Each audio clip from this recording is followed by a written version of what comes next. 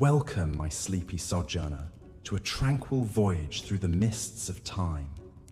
As the day's toils drift away and your eyelids grow heavy, we embark on a journey to ages past, an era of valiant knights, towering castles, and majestic cathedrals soaring to the heavens. Yet beyond these romantic visions lie the gritty realities of life in the Middle Ages, where existence was too often nasty, brutish, and short. Before we delve into those fascinating yet challenging times, I invite you to pause for a moment and leave a comment sharing where in the world you're tuning in from and what hour finds you seeking repose in our humble historical narrative. Are you snuggled up in Stockholm as the midnight sun dips below the horizon?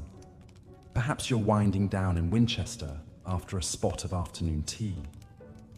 Or maybe you're rising with the rosy-fingered dawn in Delhi, preparing to face the day ahead. Wherever you may be, know that you are most welcome here. If you find yourself charmed by our quiet meanderings through the parchment pages of history, consider subscribing so as not to miss future installments crafted to edify and lull you into gentle slumber. And now, let us set the stage for our tale. Picture, if you will, a typical town in medieval Europe, a jumble of half-timbered houses huddled together within stout stone walls. Smoke rises from chimneys as the inhabitants go about their daily business, the blacksmith hammering away at his forge, the baker sliding crusty loaves into a clay oven, the weaver plying her loom with nimble fingers. Church bells toll the hours while children scamper through narrow, muddy streets. At first blush, it all seems rather quaint and cozy. But alas, life in the Middle Ages was seldom a gentle idyll. Squalor, ignorance, pestilence, and violence were sad facts of everyday existence for rich and poor alike. The townsfolk faced an endless litany of woes: scant, spoiled food, shoddy sanitation, rampant crime, scorching summers, spirit-crushing winters, and the constant spectre of death from accident, warfare, or horrific disease. Of course, some corners of medieval society were even more wretched than others, veritable hellscapes, where only the strongest, luckiest, or most ruthless could hope to survive. In the lowest, darkest pits of suffering, we find decrepit prisons with their broken captives, putrid plague hospitals overflowing with the doomed and dying, desolate monasteries where holy men waged lonely battles against doubt and despair. As we drift off into restful reverie, we shall visit some of these forsaken places and meet a few of the ill-starred souls who called them home. We'll walk a mile in their worn, louse-ridden shoes and gain a richer understanding of their hardships, their heartaches, their small yet hard-won joys. So come, let us hie to bed and immerse ourselves in the vivid, unvarnished, oft-times unpleasant truth of living and dying in the Middle Ages. Part 1. Cities and Towns. 1. Overcrowded cities. Our first stop is London in the year of our Lord 1272. A teeming anthill of 80,000 souls packed into a labyrinth of crooked lanes and rickety wooden tenements. The air hangs heavy with the stench of emptied chamber pots, rotting offal, and thick, greasy smoke from untold cook fires and workshops. Rivers of waste ooze down open gutters to pool in noxious bogs that fester with flies. Meanwhile, livestock and loose dogs roam free, further fouling the fetid streets. For the common folk, home is a ramshackle affair, a 1 or 2 room hovel with low ceilings, glassless windows, and a packed dirt floor strewn with rushes. Here, an entire family must eat, sleep, and ply their trade in suffocating proximity, with scant water, warmth, or ventilation.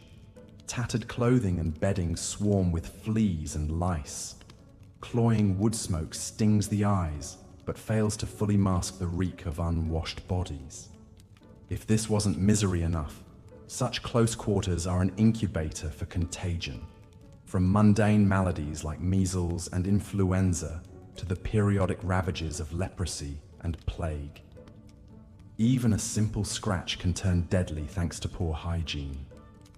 Untreated sewage poisons wells and fouls the very air, unleashing waves of dysentery and cholera. Those who don't succumb to disease risk perishing in one of the many fires that regularly rampage through timber-built blocks. Consider the plight of Will Fletcher, a humble bowyer and loving family man. Each day he must rise before dawn to toil at his trade in the cramped front room, crafting bows of yew and ash amid heaps of wood shavings and the pungent stench of rendered animal glue. His wife Joan and their 3 children share the tiny back room, which also serves as the kitchen. Meals are cooked over an open hearth, filling the space with smoke that seeps into the rough sheets and mildewed straw mattress. Little Jack, the youngest, has a hacking cough that keeps the family awake and raises the spectre of consumption, while his sisters sniffle and scratch at weeping, pox-laden sores. Will wishes he could afford a fine stone house on a quieter street, but his meager earnings barely cover rent and food for his brood. He also fears drawing the attention of the ruthless tax collector or running afoul of the guild. So he soldiers on, finding his few joys in a stolen embrace with Joan or a brief twilight walk along the twinkling Thames. A threadbare existence, to be sure, but still preferable to the squalid misery of London's vilest quarters, where even these slim comforts are but a dream. As we've seen, life in medieval cities and towns was often nasty, brutish, and short. But for those seeking to escape the squalor and strife, options were limited. Some fled to remote monasteries, seeking solace in a life of quiet contemplation and prayer. Imagine you're a weary traveler, approaching one such monastery perched precariously on a windswept cliff. As you draw closer, you see the old stone walls pitted and worn by centuries of harsh weather. A few black-robed monks toil silently in the meager garden plots, eking what sustenance they can from the thin, rocky soil. You are greeted at the gate by the abbot, a severe-looking man with a heavily lined face and piercing eyes. He welcomes you, as the rule of Saint Benedict demands hospitality for all visitors. But you sense there is little warmth in his words. Life here is about discipline, deprivation, and duty, not comfort or companionship. The abbot leads you into the heart of the monastery, a world of cold stone, dark corridors, and flickering candles. Solemn plainchant echoes hauntingly through the cavernous chapel as the monks gather for vespers. In the refectory, you are served a meager meal of thin gruel and hard bread in total silence. Even idle chatter is harshly forbidden. As the sun sets over the bleak cliffs and the sea mist rolls in, you retire to the guest house, really more of a dank cell with a straw pallet for a bed. Shivering in the gloom, you marvel at the fortitude required to endure such an austere existence day after day, year after year. What conviction or desperation could compel someone to such self-denial? One man whom I know is Brother Adelmo. At nearly 70 winters, he is the oldest monk in the abbey. His back is bent from decades of labor in the scriptorium, meticulously copying and illuminating manuscripts. His eyes are rheumy and his hands gnarled, but his mind is still as sharp as a well-honed quill. As you sit with him in a rare moment of rest, Adelmo recounts how he came to the monastery as a young man fleeing a broken heart and a life of sin. He dreamed of finding peace and purpose in service to God.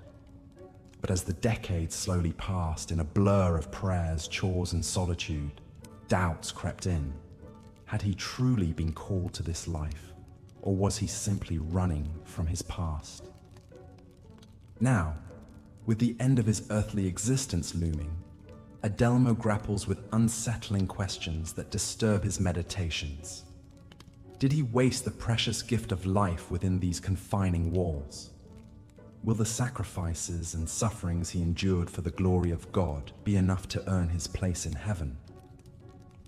The old monk sighs deeply, the sound melding with the whistling wind outside. As you bid Adelmo goodbye and retire for the night, his words echo in your mind. A life of contemplation and devotion may bring some closer to the divine, but the hardships and isolation of places like this remote monastery also carried their own kind of quiet anguish. Even those who dedicated themselves to a higher calling were not immune to loneliness, doubt, and regret. Sleep is slow to come as you ponder the paradox of monastic life, a refuge from the world that could also become a prison of its own making. As your eyes finally close and the sound of distant waves lulls you to slumber, you dream of the nameless scribes like Adelmo, hunched over parchment by guttering candlelight through the centuries. Theirs was a cloistered existence we can scarcely imagine today, yet their diligence and faith ensured the survival of knowledge through the darkest of ages. But monasteries, as remote and restrictive as they could be, were far from the only challenging frontiers of the medieval world. For those dwelling in borderlands contested by rival kingdoms, life was a daily struggle for survival in the shadow of constant conflict. Picture a scene in the bleak marches of northern England, early in the 12th century.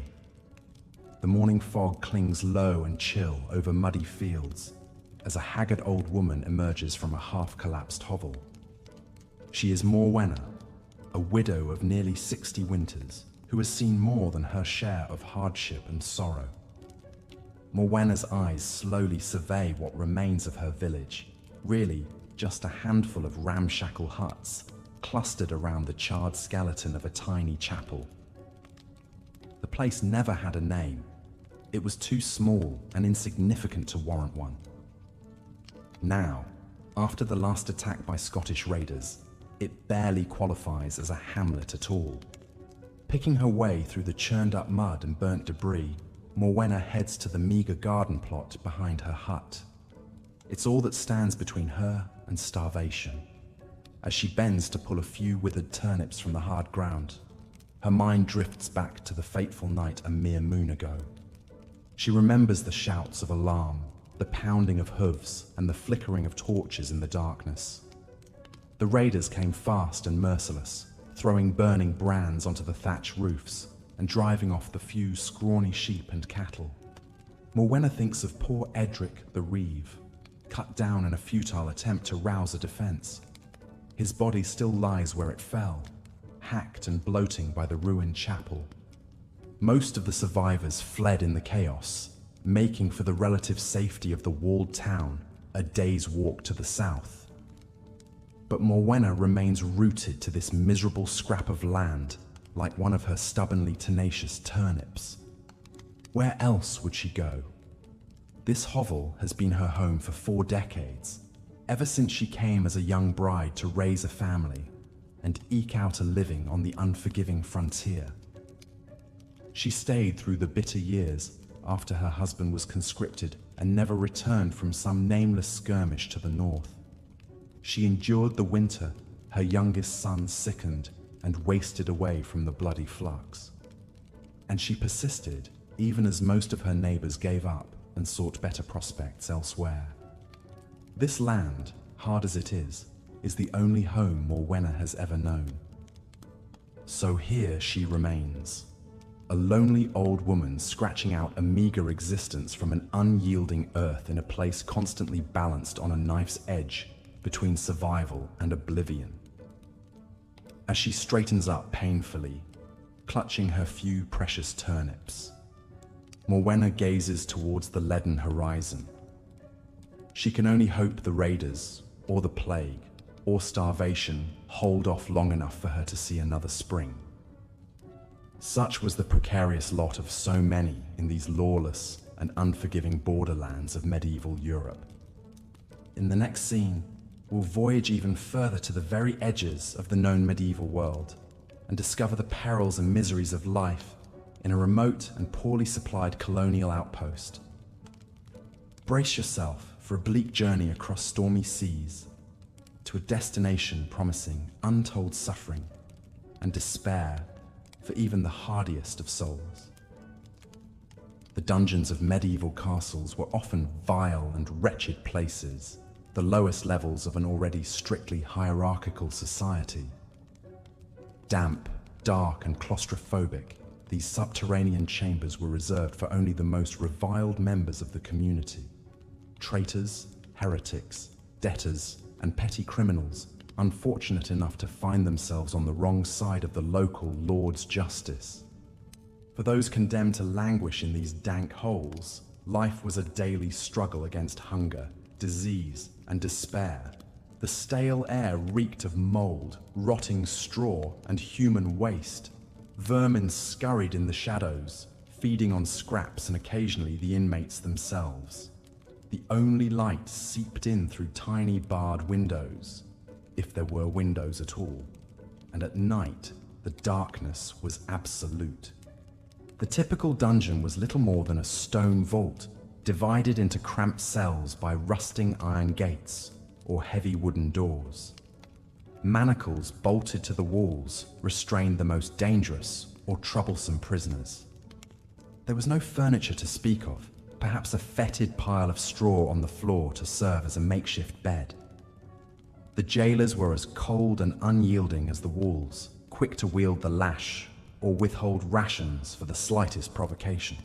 One can scarcely imagine the anguish and alienation endured by the occupants of these dismal oubliettes. Ponder for a moment the story of Thomas, a young peasant farmer, wrongfully accused of poaching by a merciless nobleman. Ripped from the arms of his wife and infant son, Thomas was dragged in chains to the bowels of the castle, where he was thrown into a cramped, fetid cell, already occupied by two half-starved wretches. As the heavy door slammed shut, plunging him into stifling darkness, the horrible reality of his predicament began to sink in. The days stretched into weeks, each blurring into the next in an endless cycle of gnawing hunger, shivering cold, and fitful sleep on the damp stone floor. His cellmates, broken and emaciated, shared few words, having long ago exhausted their tales of misery and misfortune. Deprived of all human comforts and dignity, Thomas felt his mind begin to fray at the edges. He wept for his family, praying they would somehow find a way to survive without him. He cursed the nobleman who had condemned him, fantasizing about bloody revenge even as he grew weaker by the day. The worst was the knowledge that he would likely perish here in this filthy hole, never again to see the sun or breathe fresh air, his loved ones never knowing his fate. As the faint sounds of the castle above filtered through the stone, the clatter of dishes, snippets of muffled conversations, even the occasional snatch of music, Thomas couldn't help but marvel at the cruel capriciousness of life. How thin the line was between the lords and ladies in their fine silk and furs, and the miserable wretches rotting just beneath their feet. In the dungeon, stripped of all pretense, the stark inequality of the age was laid bare. Perhaps most soul-crushing of all was the sheer hopelessness of the prisoners' plight. With no recourse to appeal their sentence and no allies to plead their case, they could only pray for a miracle, or, more likely, an end to their suffering. Many lost their minds, raving in the darkness at phantoms and gibbering until merciful death claimed them. Others simply wasted away, their emaciated corpses lying for days before the guards bothered to drag them out. These scenes of misery and despair played out in castle dungeons across medieval Europe, from the Tower of London to the oubliettes of France and the Tranquil prison in Lithuania. While the specifics varied from place to place, the overarching cruelty and coldness was always the same, a reflection of the harshness and brutality of the age. For those who entered these dreadful dungeons, hope and humanity remained firmly shut outside. Of course, dungeons were not solely the province of castles and keeps. Many medieval cities and towns had their own prisons and jails, some hidden beneath government buildings or towering walls. These municipal dungeons could be every bit as horrid as their castle counterparts, overcrowded and underlit dens of appalling squalor. Particularly infamous were the dungeons of the Bastille in Paris, a looming fortress on the edge of the city that became a symbol of royal cruelty and excess. Its windowless cells, some of which flooded with each rainfall, crammed in political dissidents, free thinkers, and those who had simply offended the increasingly volatile French monarchy. Voltaire, the famous Enlightenment writer, spent nearly a year entombed in the Bastille under squalid conditions. Though his social status afforded him better treatment than the average prisoner, he still endured drafty, vermin-infested quarters and the constant cries of tormented inmates. The experience left an indelible mark, and Voltaire's later writings seethed with contempt for the callous tyranny of French royal justice. In England, the Fleet prison became notorious for its horrendous conditions and systematic corruption. Ostensibly a debtor's prison, the Fleet was a filthy, decrepit labyrinth where inmates were shaken down for every penny by predatory wardens and subjected to all manner of abuse and extortion. For those who lacked the means to pay exorbitant fees for food, bedding, and other basic needs, life in the prison could be worse than death. The story of Jacob Mendez Solomons, an 18th century stockbroker who found himself imprisoned in the Fleet over a miscalculated debt, illustrates the everyday miseries faced by inmates. Unable to scrounge up the arbitrary sums demanded by the warden for food and a halfway decent cell, Solomons wasted away in the common side, a hellscape of open sewers, rampant disease, and unremitting hunger. Surviving on a few moldy scraps snuck to him by a kindly rabbi, his health rapidly deteriorated.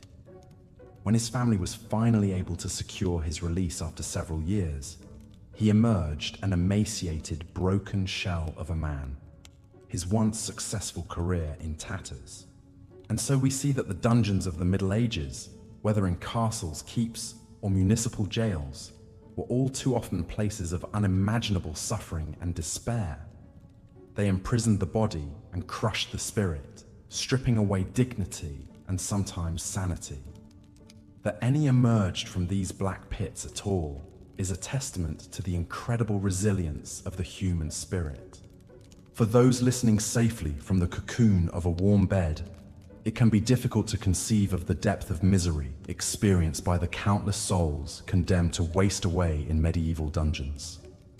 As you drift off tonight, perhaps spare a thought for them, the forgotten, the forsaken, those who suffered in dark and filthy cells, clinging to the barest shreds of hope and humanity. Their struggles and their sorrows may be lost to time, but they need not be lost to memory. In learning their stories and pondering their plight, we keep a small candle burning for them in the present, and in so doing, we reaffirm the immense progress we've made and remind ourselves of the work still to be done in advancing human rights and dignity for all. With that, I bid you good night and sweet dreams. May your sleep be restful and your waking hours filled with gratitude and purpose. Until next time, this is your faithful history guide signing off. As we've seen, even the grandest medieval castles could be cold, dark, and uncomfortable places to live. But at least within those high walls, residents had a measure of security and stability. Not so for the people confined to the castle dungeons.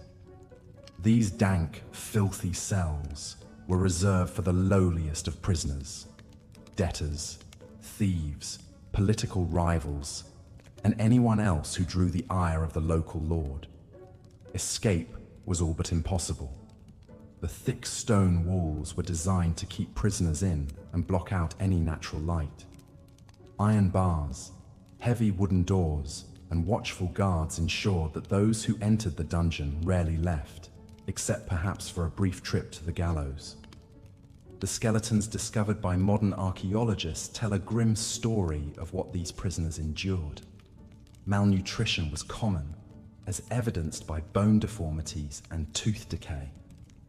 Unhealed fractures point to frequent beatings by jailers. Journals from the time describe prisoners as wretched, miserable creatures, clothed in rags and covered in sores, their spirits utterly broken by the dehumanizing conditions. In some castles, the dungeon was little more than a deep pit or oubliette where prisoners were lowered on a rope and essentially left to starve in the dark. These unfortunate souls might be confined alongside the rotting corpses of previous victims, the very definition of a living nightmare. Other dungeons featured so-called torture chambers, where suspected traitors or blasphemers were subjected to brutal interrogations on devices like the rack, the Iron Maiden, or the Judas cradle under the sadistic eye of professional torturers. One account from 1385 tells the story of a French knight named Jean de Carouge, who was imprisoned by his rival Jacques Le Gris in the dungeons of a small castle in Normandy. For weeks, Carouges was shackled to the walls in heavy irons, subsisting on meager rations of stale bread and fetid water. Filthy rats as big as cats gnawed at his legs in the dark. According to the Chronicle, when Carouges was finally brought before his captor, he resembled a miserable sack of bones, scarcely recognizable as a man. Only his burning desire for vengeance sustained him. In a shocking turn of events, Carouges ultimately escaped his captivity just long enough to challenge Le Gris to a judicial duel, stabbing his former jailer to death before a crowd and washing away the stain on his honor. Most prisoners could only dream of such vindication.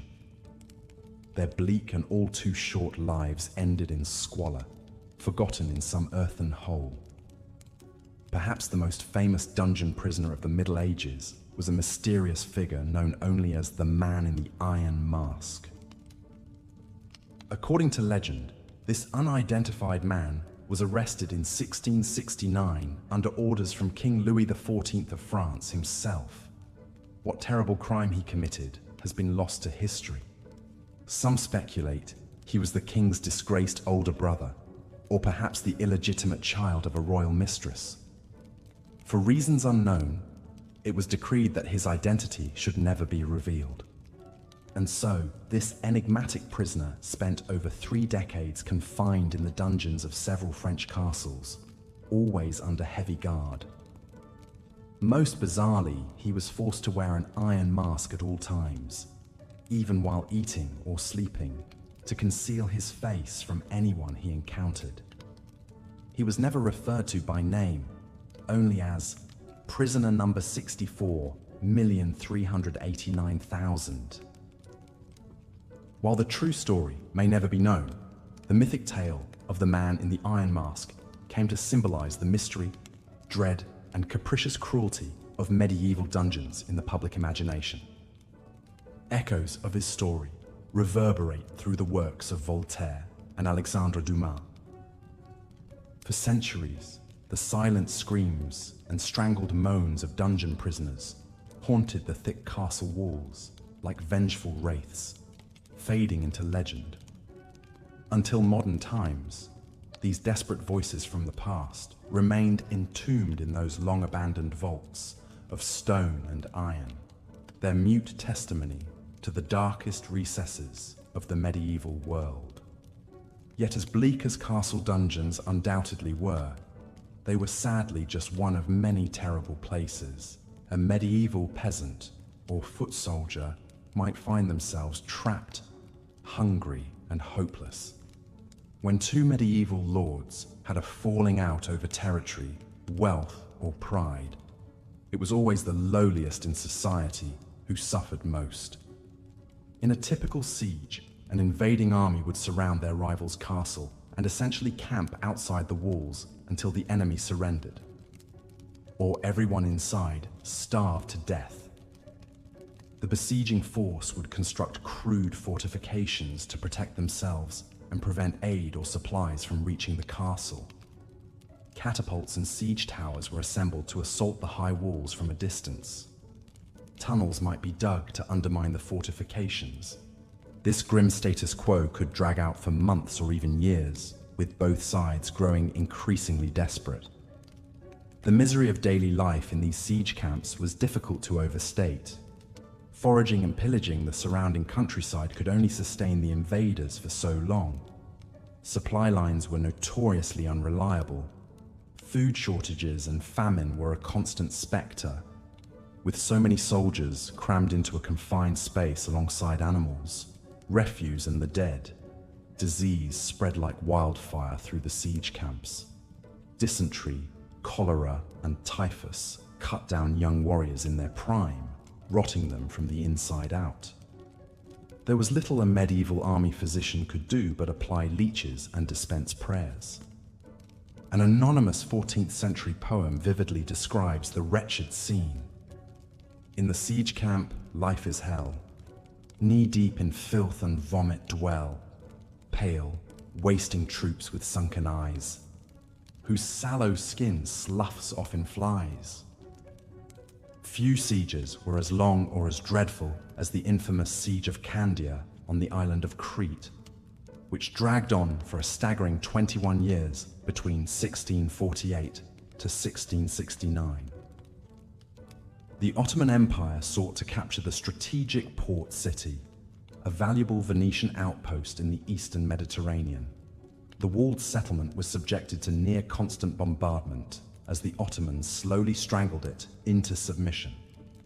Over 70,000 Ottomans and nearly 40,000 Venetians ultimately lost their lives in the conflict, many felled by starvation or sickness rather than combat. Candia, modern-day Heraklion, finally fell to the Ottomans after a grueling final siege that lasted nearly 3 years. The city was reduced to rubble, its starved and scarred civilian survivors stumbling from the gates like walking ghosts. In many ways, the siege of Candia foreshadowed the grinding attrition and astronomical death tolls of modern trench warfare. For the lowly soldiers on the front lines of a medieval siege, there was little hope of glory or riches, only gnawing hunger, creeping disease, and the numbing monotony of camp life, punctuated by occasional spasms of violence and mass death. Even if they survived, they might return home traumatized, crippled, or disfigured with little to show for their suffering. The unimaginable hardships of siege warfare left an indelible mark on the popular memory of the Middle Ages. In 1874, nearly 200 years after the last great siege of the period, the Russian composer Modest Mussorgsky penned his Pictures at an exhibition. The thundering and dissonant 10th movement, titled The Hut on Hen's Legs, Baba Yaga, was directly inspired by the legend of an evil witch who feasted on the souls of doomed medieval soldiers. So while fairy tales may be filled with gallant knights and chivalrous heroes, the reality for the bulk of medieval soldiers was as dark and hellish as the deepest dungeon. The ugly pointlessness of their sacrifice has largely been scrubbed from our collective idea of the Middle Ages. But their bleak struggle deserves remembrance. And yet, my weary travelers, even the wretched lot of the common soldier paled in comparison to the very lowest of the low in medieval society. The serfs and slaves whose bondage and backbreaking labor made such ceaseless warfare possible in the first place, chained by the invisible shackles of the feudal system. Here is the continuation of the bedtime history script: the worst places to live during medieval times. Imagine, if you will, gazing out across an isolated frontier outpost as the sun sinks slowly over the horizon. A chill wind whips across the barren hills, carrying with it the faint scent of smoke from distant settlements. This is life on the outer reaches of the medieval world, a hard, lonely, and often short existence. You see, for many poor souls, their lot in life was to man the watchtowers and forts far removed from the relative comforts and security of the cities and towns. Out here, on the borderlands between rival kingdoms or the edge of civilization itself, one was at the mercy of not only the harsh elements, but also the cruelty and caprice of mankind. Consider the tale of Alric, a battle-scarred mercenary who has seen more than his share of violence and tragedy. As a young man, Alric was conscripted into the army of a petty lord, more of a brigand than any true nobility. For years he fought for this brute, raiding villages and burning crops, all while watching his compatriots fall in the name of greed and ambition. But what choice did he have? It was the soldier's life or the beggar's bowl. Now, with his best years behind him, Alric finds himself stationed in a crumbling fort, his task to keep watch for the very same raiders and bandits he once rode with. The irony is not lost on him as he stares out across the desolate hills, searching for any sign of trouble. But he takes his duties seriously, for he knows all too well the suffering that can be unleashed upon the innocent. Life here on the borderlands is a far cry from the pageantry and glory promised to young men who take up the sword and shield.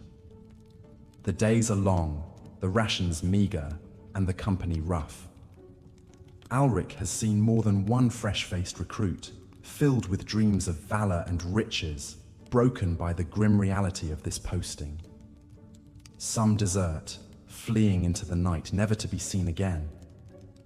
Others simply withdraw into themselves, their eyes haunted by the things they've witnessed. For Alric, there is a certain grim camaraderie amongst the men he serves with. They are all survivors in their own way, clinging to whatever shreds of humanity they have left. In the evenings, huddled around the meager fire, they swap stories of past battles and fallen comrades, their laughter tinged with the gallows humor of those who live each day knowing it could be their last. And yet, even amidst the bleakness, there are moments of surprising beauty and grace. The way the morning mist clings to the hillsides, shrouding the land in an ethereal glow. The unexpected kindness of a local herder, offering a portion of his meager provisions to the weary soldiers. The haunting strains of a minstrel's lute, drifting up from the valley below, a reminder that even in the darkest of times, the human spirit endures. But such moments are fleeting, and the harsh realities of life on the borderlands always reassert themselves. There are the constant raids and skirmishes, the clash of steel on steel, and the cries of the wounded and dying. There is the tedium of endless watchers, staring out into the darkness, always alert for the first signs of danger. And there is the gnawing knowledge that one misstep, one moment of inattention, could mean the difference between life and death. For Alric, this life has taken its toll. His body bears the scars of 100 battles, his mind the weight of countless horrors witnessed. He knows that he will likely meet his end out here, on some nameless patch of blood-soaked earth, far from the home and family he barely remembers. And yet, he soldiers on, for duty, for honor, and for the slim hope that someday, somehow, he will find a measure of peace. As the last light of the day fades and the stars begin to emerge, Alric clambers up to his post atop the weathered ramparts. Pulling his cloak tight against the night chill, he settles in for another long watch. His eyes scan the horizon, searching for any sign of movement. His ears strain for the telltale sounds of an approaching enemy. It's a lonely vigil, but one he knows he must keep. For out here, on the edge of the map, there are no guarantees, no certainties. Only the knowledge that each new dawn brings with it both danger and the chance to see another sunset. Yes, life on the medieval borderlands was not for the faint of heart. It took a special kind of grit, a unique blend of resilience and resignation to endure such an existence. And yet, for men like Alric, it was the only life they knew. They were the watchers on the walls, the guardians in the night, the unsung heroes who stood between civilization and the chaos that threatened to engulf it. So, as you drift off to sleep, safe and warm in your modern bed, spare a thought for those like Alric, the forgotten souls who manned the ramparts and walked the lonely roads of the medieval frontier. Their struggles, their sacrifices, their small acts of courage and compassion, these are the threads that make up the tapestry of our shared history. And in honoring their memory, we keep alive the flame of human resilience that has carried us through the darkest of times and into the light of a new day. But the borderlands were not the only places where life was harsh and unforgiving in the medieval world. For those who took to the seas, seeking fortune or adventure in distant lands, an even more perilous existence awaited. The journey to the farthest reaches of the known world was long and fraught with danger, and those who survived to reach the colonies often found that the reality of life there was far from the promises of riches and glory. Imagine you are a young man named John, born into a poor family in the bustling port city of Bristol. All your life, you've heard tales of the New World, a land of endless opportunity, where a man can make his fortune and rise above his station. Seduced by these stories, you sign on as a laborer with a company of settlers bound for the distant shores of the Americas. The voyage is hell. For weeks on end, you are crammed into the dark, damp hold of the ship, surrounded by the stench of unwashed bodies and the groans of the seasick. The food is meager and rotten, the water brackish and foul. Many of your fellow passengers succumb to disease or despair, their bodies unceremoniously consigned to the depths. By the time you finally make landfall, you are a shadow of your former self, weakened by hunger and illness. But the true ordeal is only beginning. The colony you find yourself in is a far cry from the paradise you were promised. The settlement is little more than a collection of ramshackle huts, surrounded by a hostile wilderness. The indigenous people, far from welcoming the newcomers, view them with suspicion and hostility, and with good reason, for the colonists often resort to violence and theft to sustain themselves. Life in the colony is a constant struggle against the elements, disease, and desperation. The work is backbreaking, the conditions squalid. Many of the settlers, unprepared for the rigors of this new life, quickly succumb to malnutrition, exhaustion, or the myriad illnesses that stalk the camp. You watch as your comrades die off one by one, their dreams of riches and glory shattered on the unforgiving shores of this new world. And yet, even in the midst of such misery, there are those who prosper. The leaders of the colony, the men who brought you here with their grandiose visions, seem to thrive on the suffering of others. They live in relative comfort, their huts larger and better provisioned, while the rest toil and starve. They enforce their rule with an iron fist, meting out harsh punishments for the slightest infractions. In this lawless place, their word is the only law. For you, John, each day is a test of endurance and will. You rise with the sun to tend the meager crops, your hands blistered and bleeding from the unaccustomed labor. You forage in the woods for anything edible to supplement the dwindling rations, always alert for the sound of hostile tribesmen or prowling predators. At night, huddled in your drafty shack, you dream of home, of the bustling streets of Bristol, the warmth of your mother's hearth, the companionship of friends and family.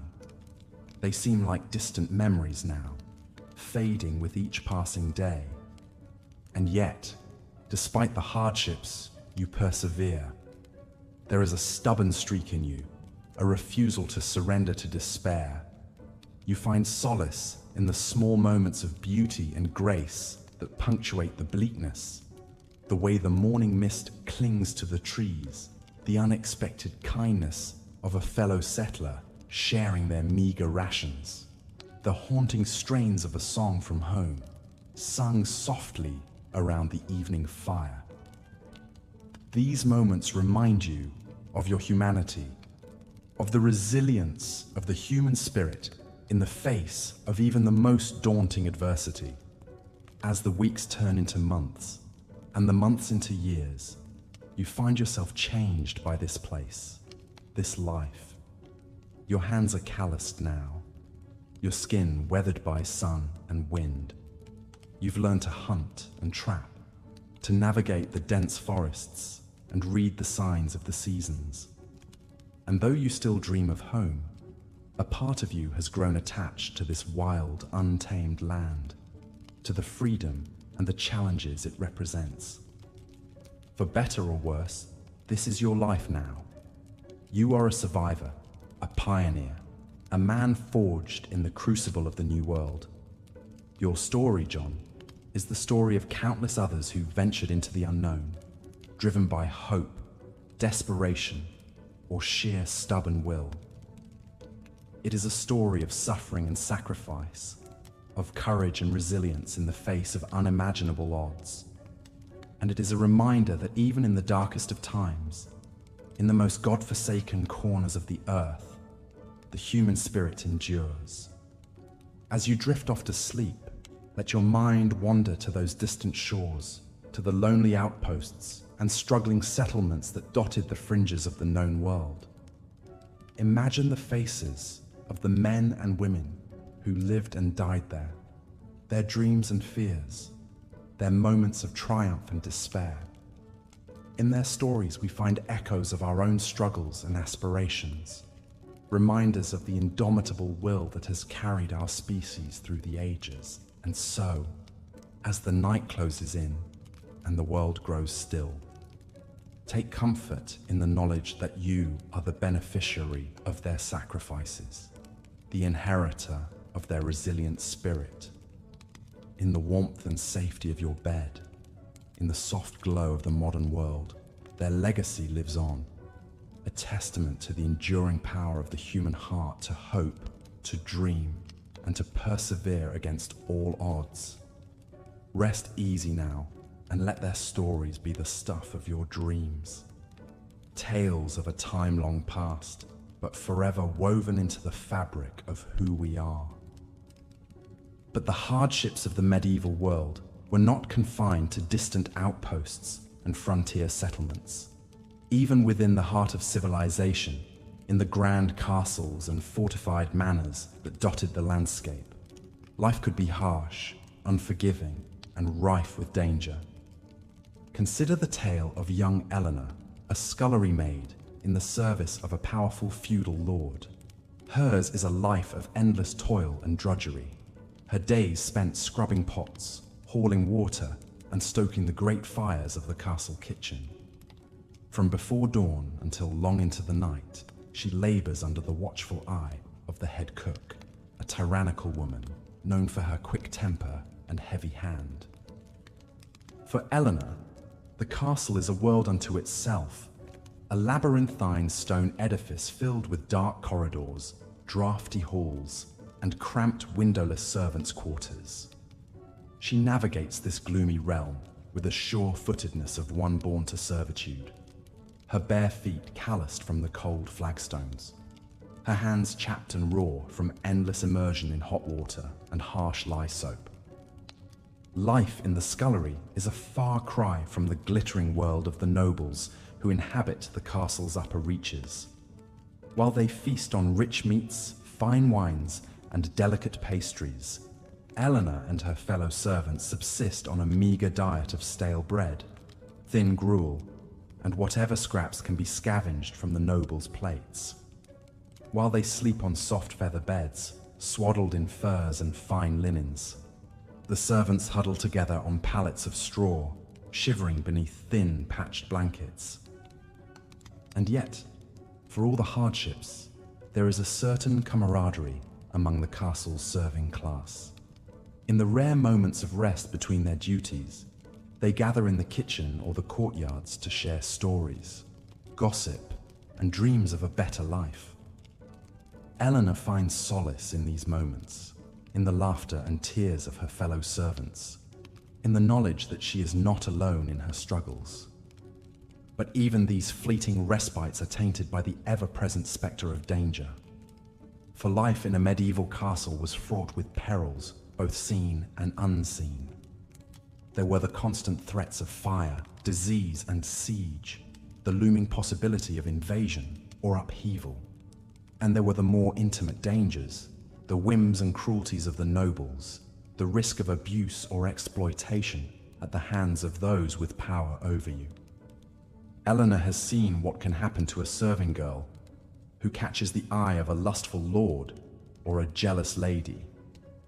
She has heard the whispered stories of those who disappeared in the night, never to be seen again.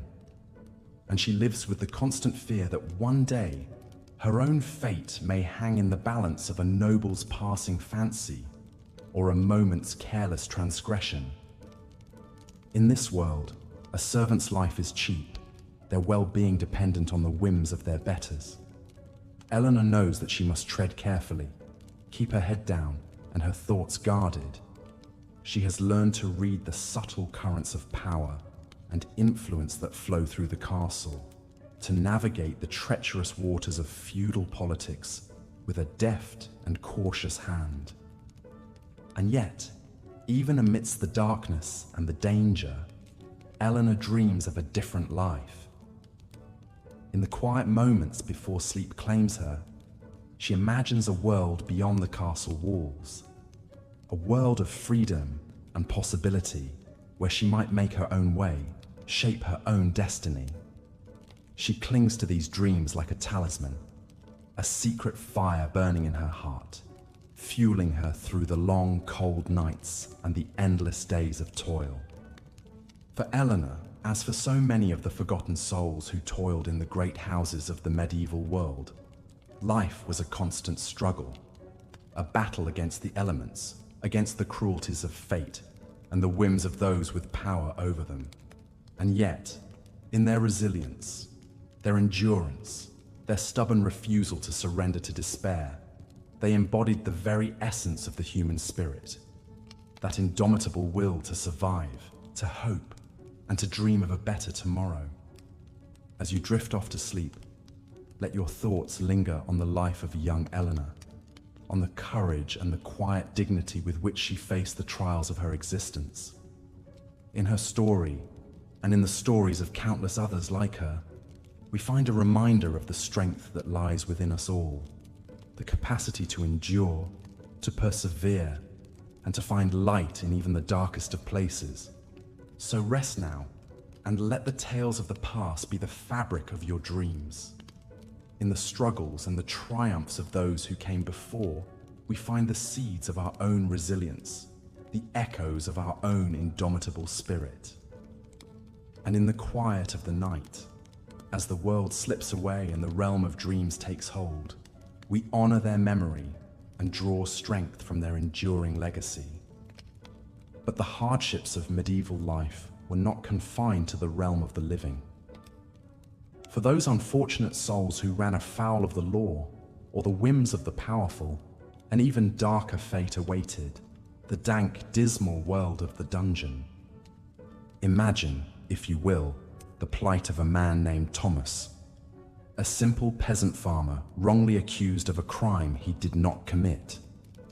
Dragged from his fields and his family, Thomas finds himself thrown into a cramped, fetid cell, deep in the bowels of his lord's castle. Here, in this forgotten corner of the world, he is at the mercy of his jailers, cruel, corrupt men who delight in the suffering of their charges. The conditions in the dungeon are horrific. The air is thick with the stench of human misery, the reek of unwashed bodies, the the sickly sweet smell of infection and disease. The walls are slick with moisture, the floors covered in a layer of filth and grime. Vermin scurry in the shadows, feeding on the meager scraps left by the prisoners, their skittering and squeaking a constant reminder of the degradation of this place. For Thomas, each day is a waking nightmare. The guards, when they remember to feed him at all, toss him moldy bread and fetid water, barely enough to sustain life. They take perverse pleasure in tormenting him, in finding new ways to break his spirit and his will. They beat him, starve him, subject him to unspeakable humiliations, all in the name of extracting a confession for a crime he did not commit. And yet, even in the depths of his despair, Thomas clings to his innocence, to the belief that somehow, some way, justice will prevail. He prays fervently in the darkness, his whispered pleas echoing off the dank stone walls. He dreams of his wife, Anne. As we delve deeper into the dark annals of medieval history, we come to perhaps the most feared and dreaded of all places, the dungeons. These were not mere prisons for holding criminals awaiting trial or sentencing. No, the dungeons of the Middle Ages were horrific places of suffering, despair, and often cruel, arbitrary punishment at the whims of the powerful. Imagine, if you will, descending a narrow, slippery stone staircase deep beneath a towering castle. The air grows colder and danker with each step, down into the bowels of the earth. The only light is the flickering glow of torches, casting eerie dancing shadows on the rough-hewn walls. The stench of mold, decay, and human misery thickens, making it hard to breathe. At the bottom, a heavy iron-bound door creaks open and you enter a claustrophobic, dimly lit chamber. The floor is packed dirt, cold and damp, scattered with mouldering straw. Filthy, haggard prisoners are shackled to the walls, huddled in small groups or curled up alone in the fetal position. Some moan pitifully or mutter incoherently. Others just stare blankly, seemingly devoid of hope. This is daily existence for the wretched souls condemned to the dungeons. Some are imprisoned for crimes like theft, assault, or rape. But many others are victims of political rivalries, religious persecution, or just being on the wrong side of someone in power. Innocence means little here. Justice is an illusion. One man slumped against the far wall is Edric, a simple farmer who ran afoul of the local lord over a land dispute. Edric had the audacity to protest when the nobleman's hunting party trampled his crops and slaughtered his livestock. For his insolence, the hapless farmer was dragged from his family and tossed into the dungeons to rot. That was 3 long years ago. Edric is now a shell of a man, his skin sallow and hanging loosely on his bones, his once bright eyes dulled by hopelessness. The jailers, when they bother to come, bring only a few mouldy scraps of bread and a filthy jug of water each day. Many prisoners simply stop eating, preferring to embrace the release of death. But physical privation is not the only torment inflicted on the dungeon's residents. The notorious jailer, a hulking brute named Oswald, is known for his cruel streak and twisted creativity in extracting confessions or just indulging his own sadistic impulses. And his toolbox is a stuff of nightmares. Oswald takes special pleasure in working over new prisoners. He relishes their terrified shrieks as he introduces them to his grim array of devices. The thumbscrews, the Iron Maiden, the rack. Even the threat of these implements is often enough to shatter the spirit and induce babbling compliance to any accusation. Few prisoners in Oswald's domain dare to dream of freedom or deliverance. Most sink into a grim resignation, their only hope that death comes quickly. When the cell door slams shut behind you, it is as if the world above ceases to exist. There is only the never-ending nightmare of the dungeon. But even in the depths of despair, the resilience of the human spirit sometimes endures. Prisoners tell each other stories to hold on to fading memories of the outside world. They share precious crumbs of food and sips of water. They whisper prayers and words of encouragement. Edric has found solace in a most unexpected way.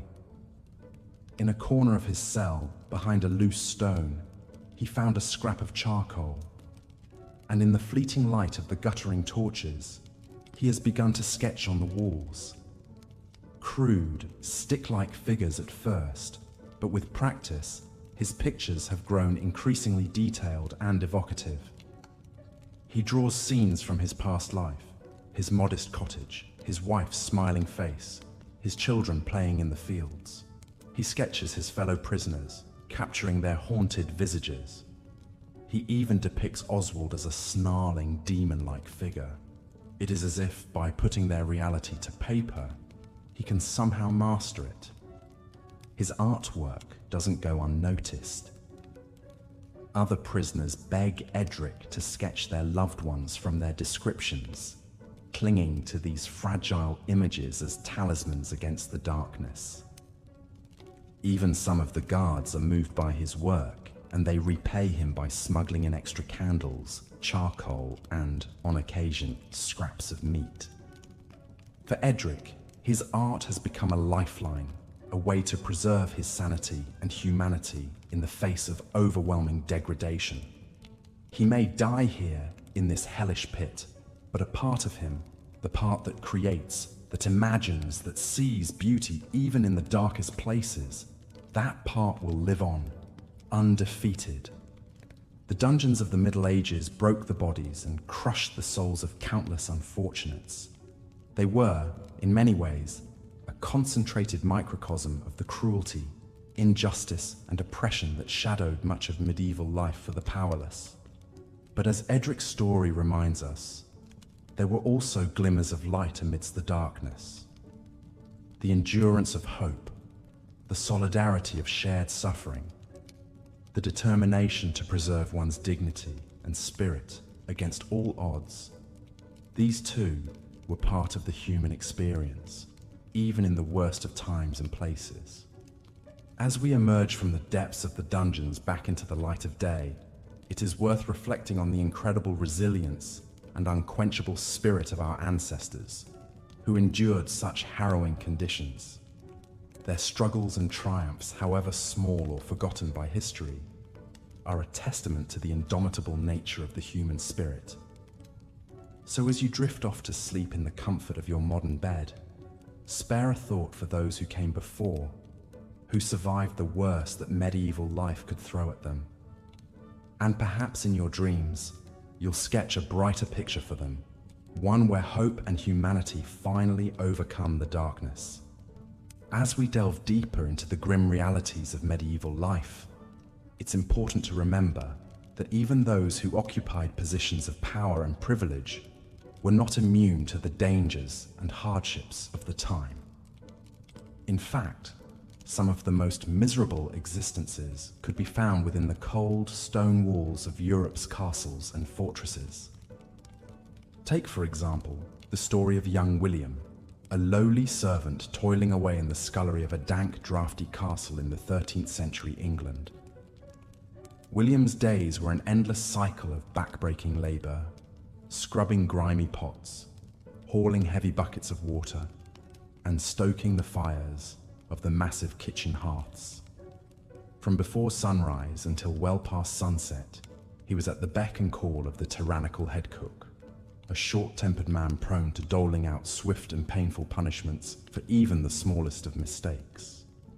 Life in the castle was a far cry from the romanticized tales of chivalry and courtly love that William had heard as a child.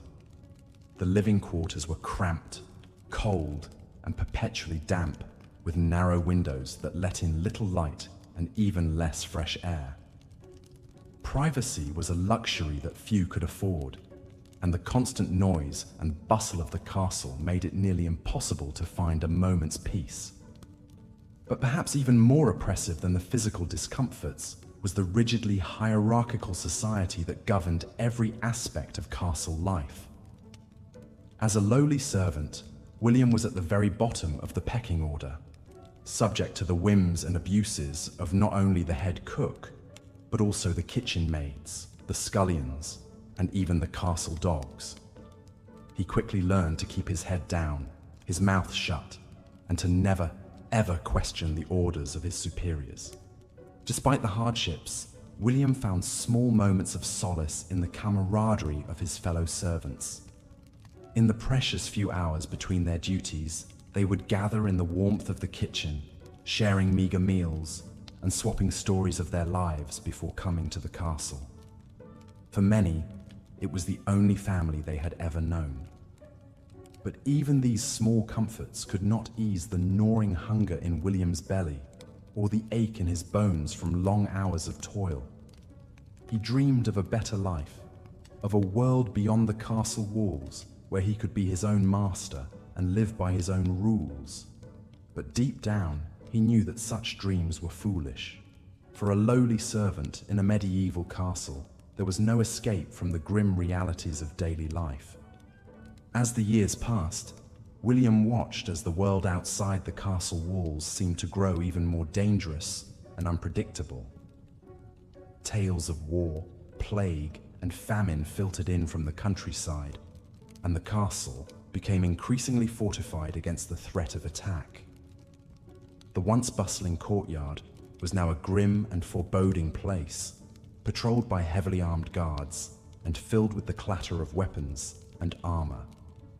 Even the lords and ladies of the castle were not immune to the pervasive sense of fear and unease. They retreated ever deeper into their private chambers, surrounding themselves with loyal retainers and heavily armed guards.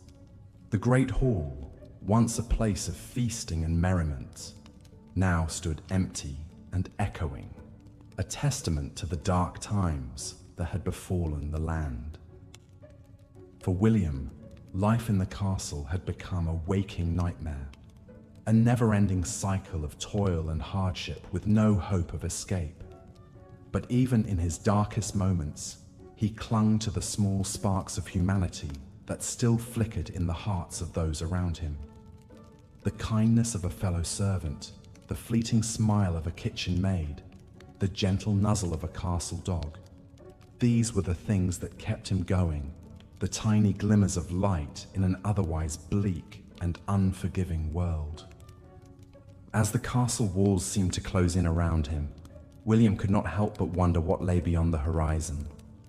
Were there lands untouched by the ravages of war and disease, places where a man could live free and unencumbered by the chains of servitude? He knew that he would likely never find out, but still, the dream persisted, a tiny flame of hope in a world gone mad. Years turned into decades, and William grew old and grey within the castle walls. His once strong back now stooped from years of labor, his hands gnarled and scarred from countless burns and cuts. But even as his body failed him, his mind remained sharp and clear, a testament to the indomitable human spirit that had sustained him through so many trials and tribulations. Looking back on his life, William could not help but feel a sense of profound sadness and regret. He had been born into a world that was not of his making, a world that had used him up and cast him aside like so much refuse. But even in his darkest moments, he had never lost sight of the one thing that truly mattered: his own humanity. For in the end, it was not the grand tales of kings and queens that would endure, but the small, everyday acts of kindness and compassion that made life worth living. The smile of a child, the touch of a loved one's hand, the warmth of a fire on a cold winter's night. These were the things that truly mattered, the things that would endure long after the castle walls had crumbled to dust. As William lay on his deathbed, surrounded by the faces of those he had come to know and love over the years, he could not help but feel a sense of peace wash over him. He had lived a hard life, a life of unimaginable hardship and suffering. But he had also known moments of joy and laughter, of love and companionship. And in the end, that was enough. With a final rattling breath, William closed his eyes and let the darkness take him, secure in the knowledge that he had lived a life worth living, even in the worst of times and the worst of places. And as his spirit drifted off into the great unknown, he could not help but smile at the thought of all the adventures that lay ahead, in this life and the next. For you see, dear listener, even in the darkest of times, there is always hope to be found, always a glimmer of light to guide us through the shadows. And it is in these moments of despair and hardship that we discover the true strength and resilience of the human spirit. So as you drift off to sleep tonight, take a moment to reflect on the incredible journey that has brought you to this moment. The trials and tribulations you have faced, the moments of joy and sorrow that have shaped you into the person you are today. And know that no matter what challenges may lie ahead, you have the strength and the courage to face them head on, just as William did so many centuries ago. Rest now, dear listener, and let the gentle embrace of sleep carry you off to a world of dreams and possibilities. For tomorrow is a new day, full of new adventures and new opportunities to make your mark upon the world. And with a heart full of hope and a spirit full of courage, there is nothing you cannot achieve. Good night and sweet dreams. The next unfortunate soul we'll meet is a battle-hardened mercenary named Aldrich. Aldrich has seen more than his share of bloodshed and misery along the bleak borderlands between two warring kingdoms. For decades, this disputed frontier has been ravaged by constant raids, skirmishes, and power struggles between rival lords vying for control. The once fertile fields now lay burned and fallow, dotted with abandoned villages and the ruins of keeps destroyed in the fighting. Aldrich was born into this hard life, the son of a poor farmer turned soldier. From a young age, he learned how to wield a sword and sleep with one eye open, always alert for the sounds of approaching hoofbeats in the night. When their small village was put to the torch by a marauding army, Aldrich barely escaped with his life. His parents and sister weren't so lucky. On that terrible night, choking on smoke and cradling his dying father, the young man vowed to take revenge on those responsible. In the years that followed, Aldrich grew into a formidable warrior, hiring out his skills to whichever lord or warlord was willing to pay the most coin. He won renown for his courage on the battlefield and ruthlessness in hunting down the enemies of his patrons. But each gory victory and pile of silver only seemed to harden his heart further. The innocent, idealistic boy was long gone, replaced by a jaded, cynical man who trusted no one. Still, even a grizzled fighter like Aldrich was not immune to the hazards and hardships of life on the blood-soaked borderlands. He had lost count of the many friends and comrades in arms he had seen cut down over the years, their bodies left to bloat in the sun or be picked apart by carrion birds. He himself bore the scars of 100 desperate melees and ambushes, including a wicked gash down his sword arm that ended his days of wielding a blade. With his fighting career over, Aldrich took his stash of loot and retired to a crumbling stone tower overlooking a desolate valley, one of the few recognizable landmarks still standing amidst the border wastes. Here, alone with his fading memories and old battle wounds that ached when it rained, Aldrich waited out the last of his days. Gazing out over the war-torn landscape, he often wondered what it had all been for. All the blood spilled, lives ruined, homes destroyed. And for what? A few miles of burnt, useless borderland, constantly switching hands between one petty ruler and the next. As he sat wrapped in a moth-eaten cloak, taking a swig of sour wine from a dented tin cup, Aldrich reflected that there was no real victor to be found here, only victims. The true rulers were misery, brutality, and never-ending conflict itself. He had escaped the borderlands, but its dark legacy would forever haunt him.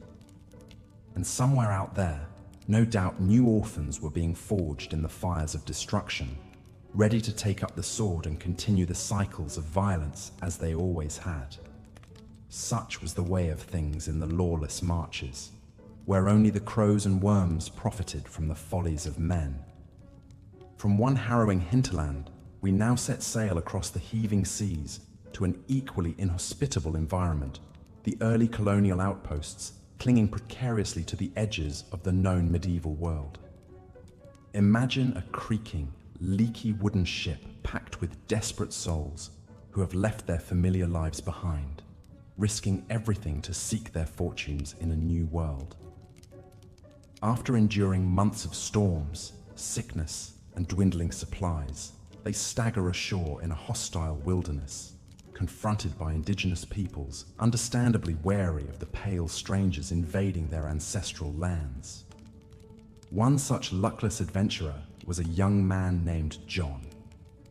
The third son of a poor baker in London, John had grown up hearing tales of exotic new continents waiting to be claimed, teeming with gold and endless possibility for any man brave enough to seize the chance. Anything sounded better than a lifetime of kneading dough and fighting his brothers for morsels, so John leapt at the opportunity to join a colonial expedition as an indentured servant. 7 years' labor in exchange for his passage and a small parcel of virgin land. But as was so often the case, the reality awaiting the naive settlers stood in grim contrast to the grand promises that had lured them across the Atlantic. Instead of a new Eden overflowing with riches and resources, they found a harsh, unforgiving land of scorching summers, bone-chilling winters, and thick, disorienting forests that seemed to stretch on forever. The established colony they had been expecting was little more than a muddy square of ramshackle huts behind a flimsy wooden palisade. From the moment John staggered ashore, weak and blinking from the long confinement in the bowels of the ship, he was put to backbreaking labor, toiling from dawn to dusk to hack farmland from the dense woods. With each swing of the axe, he was assaulted by clouds of biting insects, and the constant fear of an ambush by the shadowy natives glimpsed skulking between the trees. It was a brutal initiation for a soft city dweller unused to such ceaseless grinding toil. As the weeks turned to months, life in the colony went from grim to dire. Precious seed stocks rotted in the humid weather, leaving the settlers with meager crops insufficient to feed the swelling ranks of new arrivals. Dysentery, fever, and starvation began to take their toll, filling a growing cemetery on a lonely hill. Leaders who had proclaimed themselves governors and proprietors soon revealed themselves as little more than petty tyrants, hoarding dwindling supplies and ruthlessly putting down any hint of dissent among the increasingly desperate colonists. For John, the final straw came when he witnessed the colony's self-styled marshal cold-bloodedly execute a terrified native woman accused of stealing from the company's stores, shooting her in the back as she tried to flee with a sack of moldy grain. The casual cruelty, the complete disregard for a human life, made John violently ill. In that moment, he knew this was not a society he wanted any part of. That night, John made a risky gambit and fled into the foreboding forest. At first, every snapping twig and flitting shadow made his heart race with visions of Indian warbands or pursuing soldiers. But as John pressed deeper into the sea of trees, a strange sense of peace and purpose began to settle over him. He may be alone in an alien world, but at least he was free, beholden to no man, able to meet whatever fate had in store for him on his own terms. With a few rusted tools and a small stash of seeds, John began the long, lonely work of forging a new life in the depths of the primeval forest. From one brutal outpost of colonial exploitation, we make our way to an institution synonymous with the worst excesses of medieval times, the castle dungeon. These dank, claustrophobic warrens were used to hold everyone from hardened criminals and enemy soldiers to political dissidents and the merely unlucky. Many never saw the light of day again, condemned to suffer and die in the dark, damp bowels of an uncaring fortress. Our next tale centers on one such unfortunate, a young woman named Elaine. A simple peasant from a village near a powerful lord's castle, Elaine lived a life of ceaseless drudgery, toiling from first light in the smoky confines of a peasant hovel, struggling to grow enough food on her family's meager plot to pay the ever-increasing tithes and taxes demanded by the aristocracy.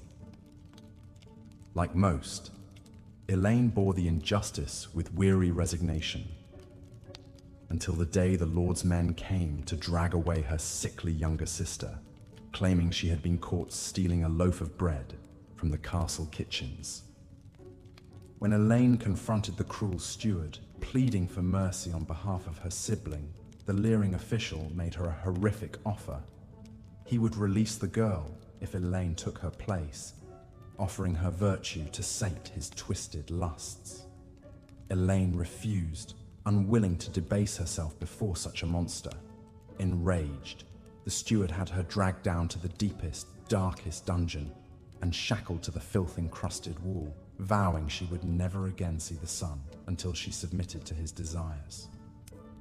But Elaine's will was stronger than the steward anticipated. For week after week, she endured the gnawing hunger, the bone-numbing cold, the incessant drip of water, and scurrying of flea-bitten rats.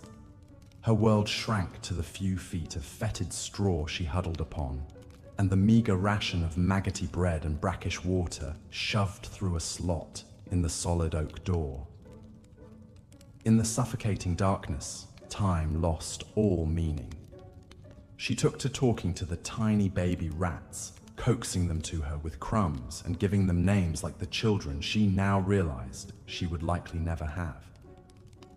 The one thing that sustained Elaine through the endless monotony of misery was her anger, a hard, flinty core of defiance that the sadistic steward's frequent visits could not extinguish, no matter how he taunted and threatened her.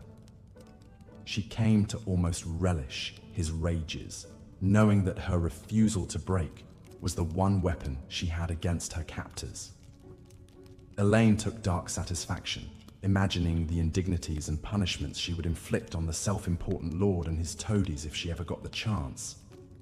A litany of pain that she turned over in her mind during the long hours alone in the dark. But as the weeks turned into months, and her cramped muscles wasted, and her skin turned ghostly pale, part of Elaine began to despair that chance would never come, that she would end her days a tattered bag of bones in this lightless hole, defiant to the last, but ultimately forgotten. Then came the night that distant shouts and clashing metal echoed dimly through the thick dungeon walls. The fortress was under attack. Whether they were brave rebels or simply a rival lord's army, Elaine neither knew nor cared. It was the opportunity she had dreamed of.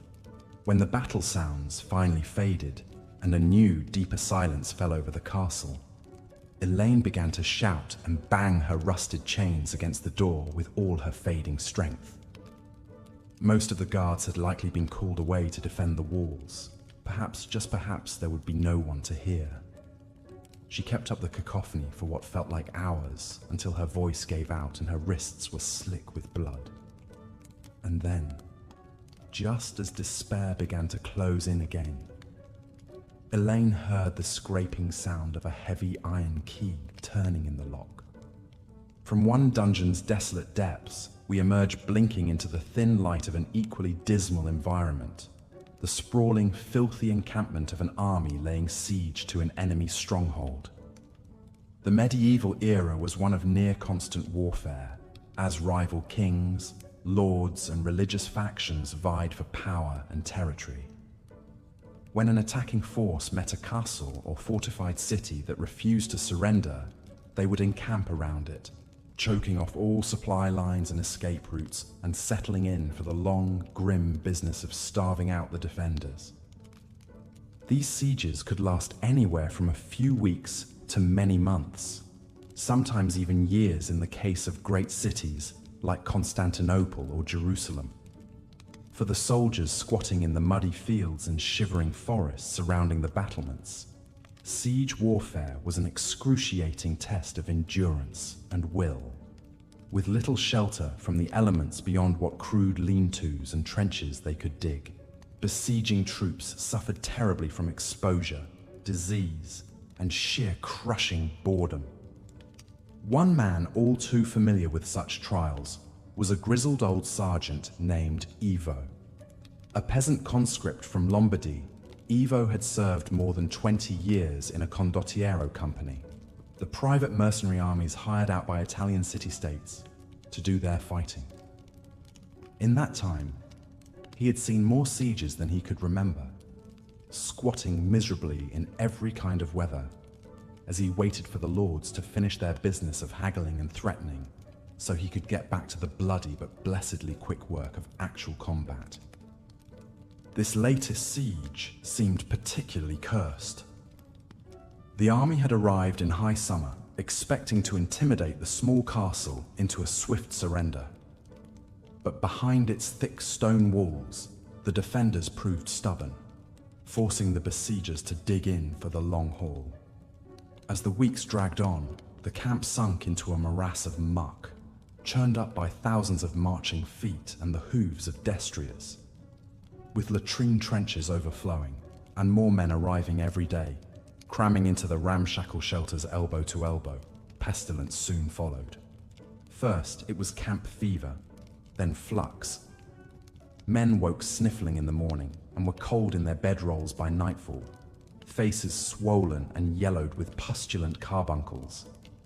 Ivo stopped learning the names of the fresh-faced recruits after the first month, knowing most would be in the burial pits soon enough.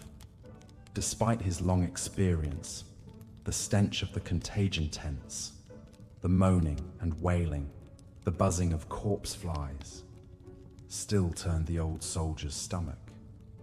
But illness was not the only danger in the siege trenches. The defenders soon turned to harassing the encampment with midnight raids and showers of arrows and fiery debris launched from their lofty battlements. Ivo lost count of how many sleeping men he had seen, dragged screaming into the darkness, after creeping sappers emerged from secret tunnels, or charred black by flaming naphtha spilled from the sky. He himself now carried a thick knot of scar tissue on his thigh, where a barbed crossbow bolt had torn through muscle and sinew to the bone. Through it all, the siege dragged interminably on, with no sign of resolution. The suffering soldiers took to dark mutterings against their commander, a foppish young noble who directed the sorry affair from a lavish tent far behind the lines. There was talk of desertion, even open mutiny. Only harsh punishment details and meager doles of rotting supplies held back open rebellion for now. As another sodden, miserable autumn loomed, Ivo kept his head down and his cracked lips sealed. He had long ago lost any illusions of glory or honor. His only concern now was surviving to draw his next pitiful payment. At least the siege offered one cold comfort, Ivo mused darkly as he drew his ragged blanket closer in the driving rain. If he was cursed to endure this slow, lingering hell, he could take some grim satisfaction, knowing his noble masters and their pretty castle-dwelling foes were suffering the same. Hunger, disease, and exposure were the great equalizers, implacable foes that ground both gilded knight and lowly pikeman alike into the self-same muck and misery. In the end, sieges revealed the ultimate truth of war. That pain was the only victor, and death the only lasting peace. As our dreary tour through the worst places of the medieval world draws to a close, it's worth reflecting on what we've witnessed. From the fetid alleys of teeming cities to the bloody borderlands, dank dungeons to pestilential siege camps.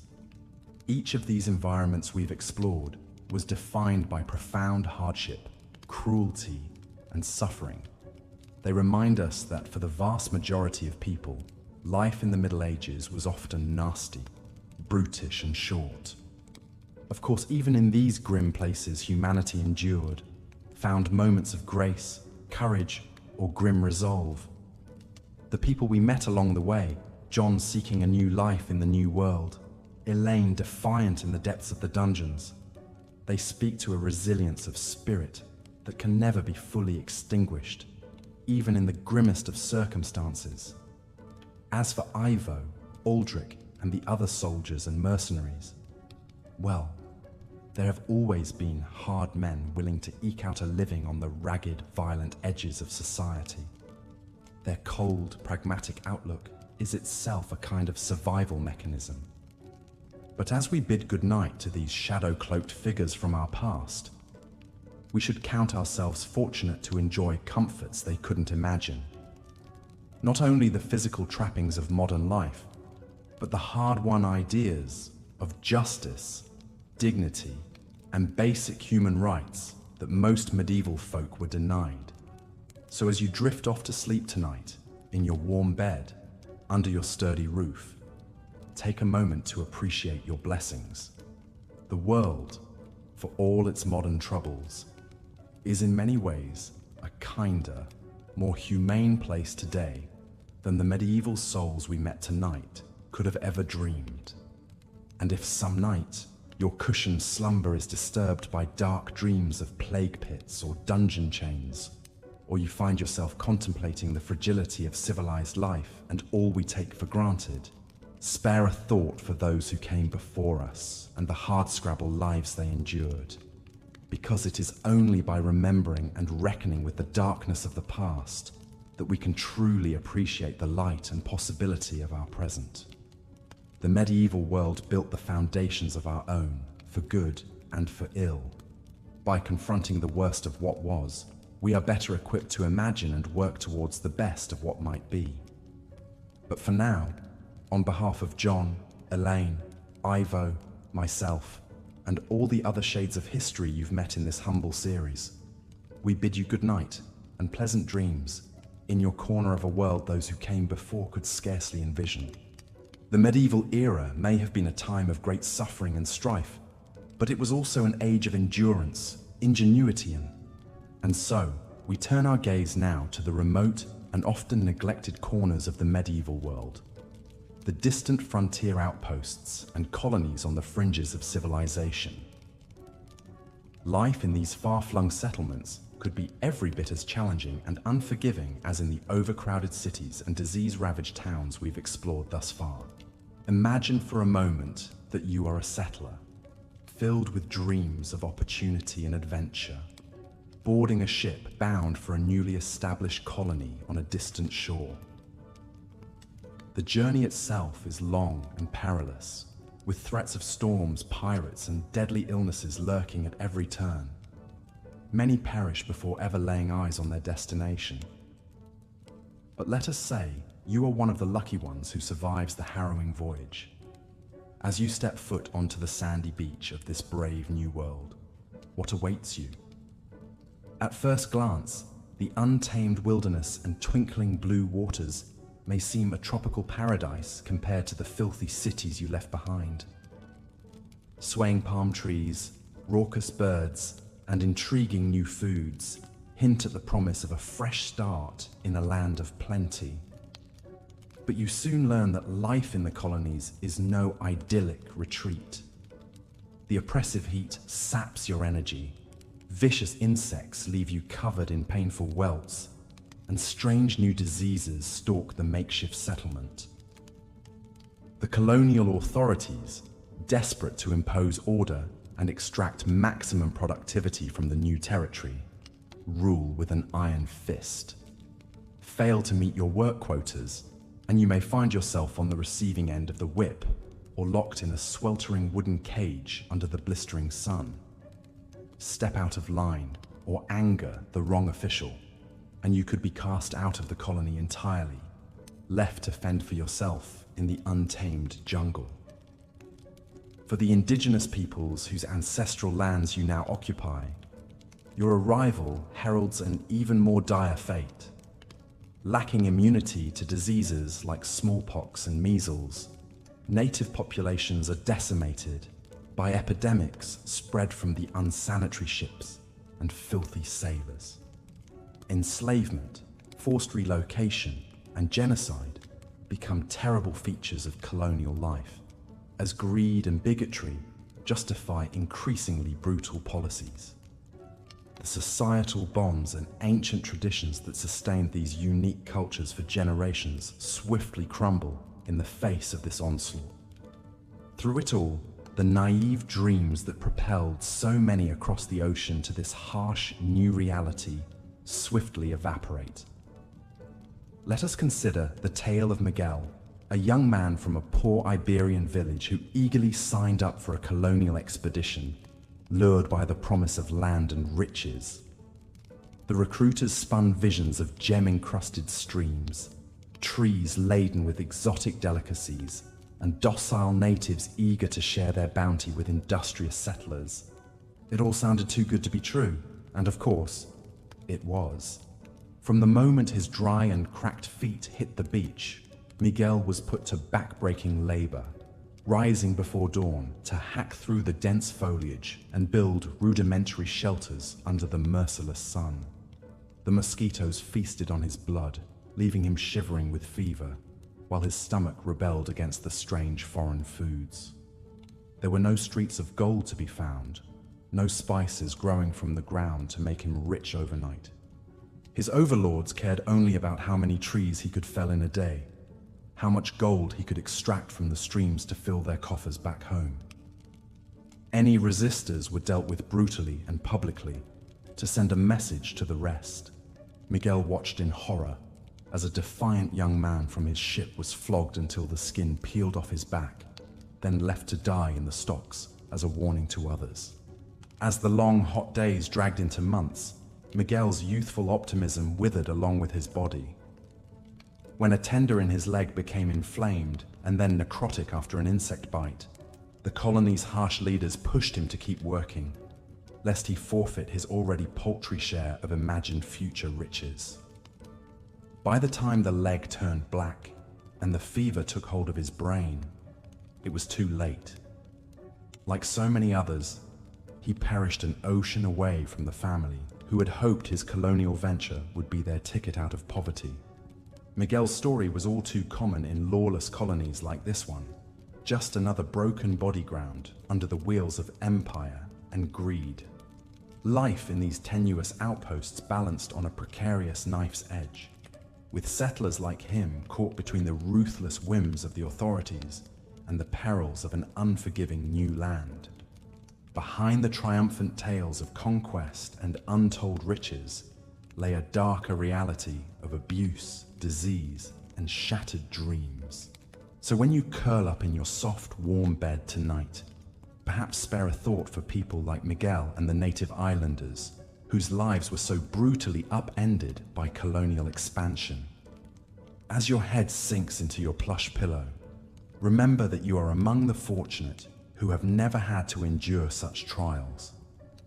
Let that gratitude lull you into a restful slumber as we leave the dismal colonies behind and continue our journey through the worst places to live in medieval times. Our next destination shall take us to an altogether different sort of isolated, regimented settlement, but one where the scourges of disease and oppression are no less keenly felt. We're going to venture now inside the remote stone walls of a secluded monastery perched high on a rugged, wind-whipped cliff. Life in these spiritual outposts could be every bit as demanding and Spartan as what we've witnessed in the colonies, albeit with a very different set of guiding principles. Monasteries occupied a unique and often contradictory place in medieval society. On one hand, they served as sanctuaries for spiritual contemplation, where men and women could dedicate their lives to prayer, scholarship, and service to their faith. The best-known orders took vows of poverty, chastity, and obedience, renouncing worldly possessions and pleasures in pursuit of divine grace. At their finest, they offered a chance to transcend the brutish conditions of medieval life and connect with a higher purpose. But the reality inside these cloistered stone compounds was often far removed from the romantic ideal. Monks and nuns endured lives of grinding labor, strict discipline, and constant hardship. They rose before dawn for the first of many daily prayer services, huddled in unheated stone chapels to chant for hours on end. In between, they worked unceasingly to maintain their isolated communities, toiling in the fields, copying manuscripts, tending to the sick, all to ensure survival in a harsh and unforgiving world. The rules governing monastic life were unwaveringly rigid. Vows of silence forbade frivolous speech for days or even years on end. Transgressions like tardiness, inattentiveness, or disrespect could earn brutal punishments, from stints in isolation to flaying with a whip. In a society of self-abnegation, there was little room for levity or leisure. Existence revolved around prayer, labor, and quiet suffering, all for the promise of eternal reward in the hereafter. Consider the case of Brother Alric, a studious young man who entered the monastery with dreams of devoting his life to scholarly pursuits. He had always felt like an outsider in his rough rural community, more at home among the dusty tomes and scrolls of the church library than behind a plough in the fields. The cloistered life, he believed, would provide an oasis of intellectual stimulation and spiritual growth, free from the distractions and vices of the outside world. At first, Alric reveled in his new environment. The murmur of hushed voices echoing in the vaulted chapel soothed his soul, while the meticulously maintained gardens and grounds bespoke a higher order and sense of purpose. He took to his duties in the scriptorium with relish, marveling at the opportunity to read precious texts and discuss the finer points of philosophy with his fellow initiates. However, as the long and lonely years wore on, Alric increasingly chafed against the stifling rigidity and austerity of monastic existence. While his mind yearned to soar free, his aging body ached from the unending labor and deprivations. The unvarying daily routine of prayer and toil blurred the lines between the seasons, until time itself seemed to dissolve into an indistinct haze of grey stone and muted suffering. As he watched his youthful comrades slowly stooped and hobbled by the burdens of this life, Alric found his once unshakable faith starting to falter. Lingering doubts crept into his prayers, nagging questions that could find no purchase within the ironclad orthodoxy of the order. With each passing year, the warm light that had once suffused his vision of God grew fainter and more remote, replaced by a gnawing emptiness that even the most fervent devotions could not ease. By the time he had ascended to a senior position within the order, Alric was a hollowed-out husk of the bright-eyed youth who had entered so eagerly all those decades ago. His skin had grown as translucent and brittle as the faded parchment he spent his days hunched over, while his eyes were milky with cataracts from straining to read by flickering candlelight. The higher purpose that had once seemed so tantalizingly close now felt like a mocking mirage, receding further with every painstaking step. Alric's tale is a testament to the harsh realities that could lurk beneath the placid surface of the monastic life. For every monk who found spiritual fulfillment in this austere and regimented world, there were others ground down by its relentless demands and privations. The very qualities that made the cloister a haven from the chaos and brutality of medieval society, the isolation, the rigid order, the all-consuming commitment, could also render it a kind of prison, a life sentence in the service of an increasingly elusive ideal. As you reflect on Alric's quiet despair, on the dreams and doubts slowly suffocated within those thick stone walls, remember once again how fortunate you are to lay your weary head in a place of warmth and comfort this night. Your soft mattress and gently billowing curtains are a world away from the hard pallets and bare cells that counted as luxury to the medieval monastic. The freedom to let your mind wander where it will as you drift off to sleep was a gift utterly denied to those dutiful souls, locked in an endless cycle of prayer and service until their very last breath. So as you feel yourself sliding gently now into the welcoming embrace of slumber, whisper a word of thanks into the still night air for the small mercies of your present life. Mercies that would seem like unimaginable riches to so many who came before, whether toiling in a distant colony, chanting in a drafty chapel, or facing any of the myriad other hardships that were part and parcel of the medieval experience. The final leg of our journey through this distant and often dismal era shall lead us to one of the grimmest destinations of all, a place where the stony austerity of the monastery meets the casual brutality of the lawless outpost. Prepare yourself now to descend into the dank and dismal depths of the medieval dungeon, where cruelty and despair fester in the shadows of indifferent power. In the centuries before the rise of formal prison systems, dungeons served as catch-all solutions for a society with little concept of humane confinement. Whether you were a captured enemy soldier, an accused heretic awaiting trial, a common thief, or simply a peasant who had offended the wrong noble, you might find yourself thrown into one of these reeking pits to endure all manner of torment and privation. The conditions in a typical dungeon were nothing short of hellish. Prisoners were crammed into filthy, lightless cells, with little more than a pile of fetid straw to sleep on, if they were lucky. Food and water were scarce, often used as tools of torture and control by sadistic jailers.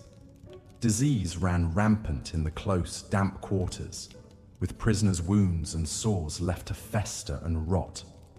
The stench of bodily waste, sickness, and death hung heavy in the air, a miasma that seeped into everything and everyone. But as wretched as the physical conditions were, the psychological torment was often even worse. The screams of the tortured echoed endlessly through the stone corridors, a chilling reminder of the fate that could befall anyone at any moment. Prisoners might languish for years without learning the charges against them, let alone receiving any semblance of due process or trial. Those who displeased their captors could find themselves contorted in diabolic devices like the rack, the Iron Maiden, or the strappado, their bodies stretched and broken in service of the jailer's cruel whims. Consider the plight of a young woman named Maud, arrested on suspicion of witchcraft by the soldiers of the local fiefdom. A simple healing woman who tended to the sick with herbs and prayer, Maud made the mistake of spurning the advances of a minor noble who then accused her of bewitching him with her evil magic. She was dragged screaming from her small cottage and flung into the musty darkness of the castle dungeon, her pleas of innocence and mercy falling on deaf ears. In the days and weeks that followed, Maud endured an unrelenting nightmare of abuse and terror. Her jailers taunted her mercilessly, alternating promises of lenience in exchange for sexual favors, with vicious beatings that left her body a map of mottled bruises. They let her slowly starve and smolder with thirst, breaking her down inch by ruthless inch, until she began to question her own hold on reality. When she still refused to confess to the imaginary crimes they had pinned on her, the torture escalated to new heights of inventive cruelty.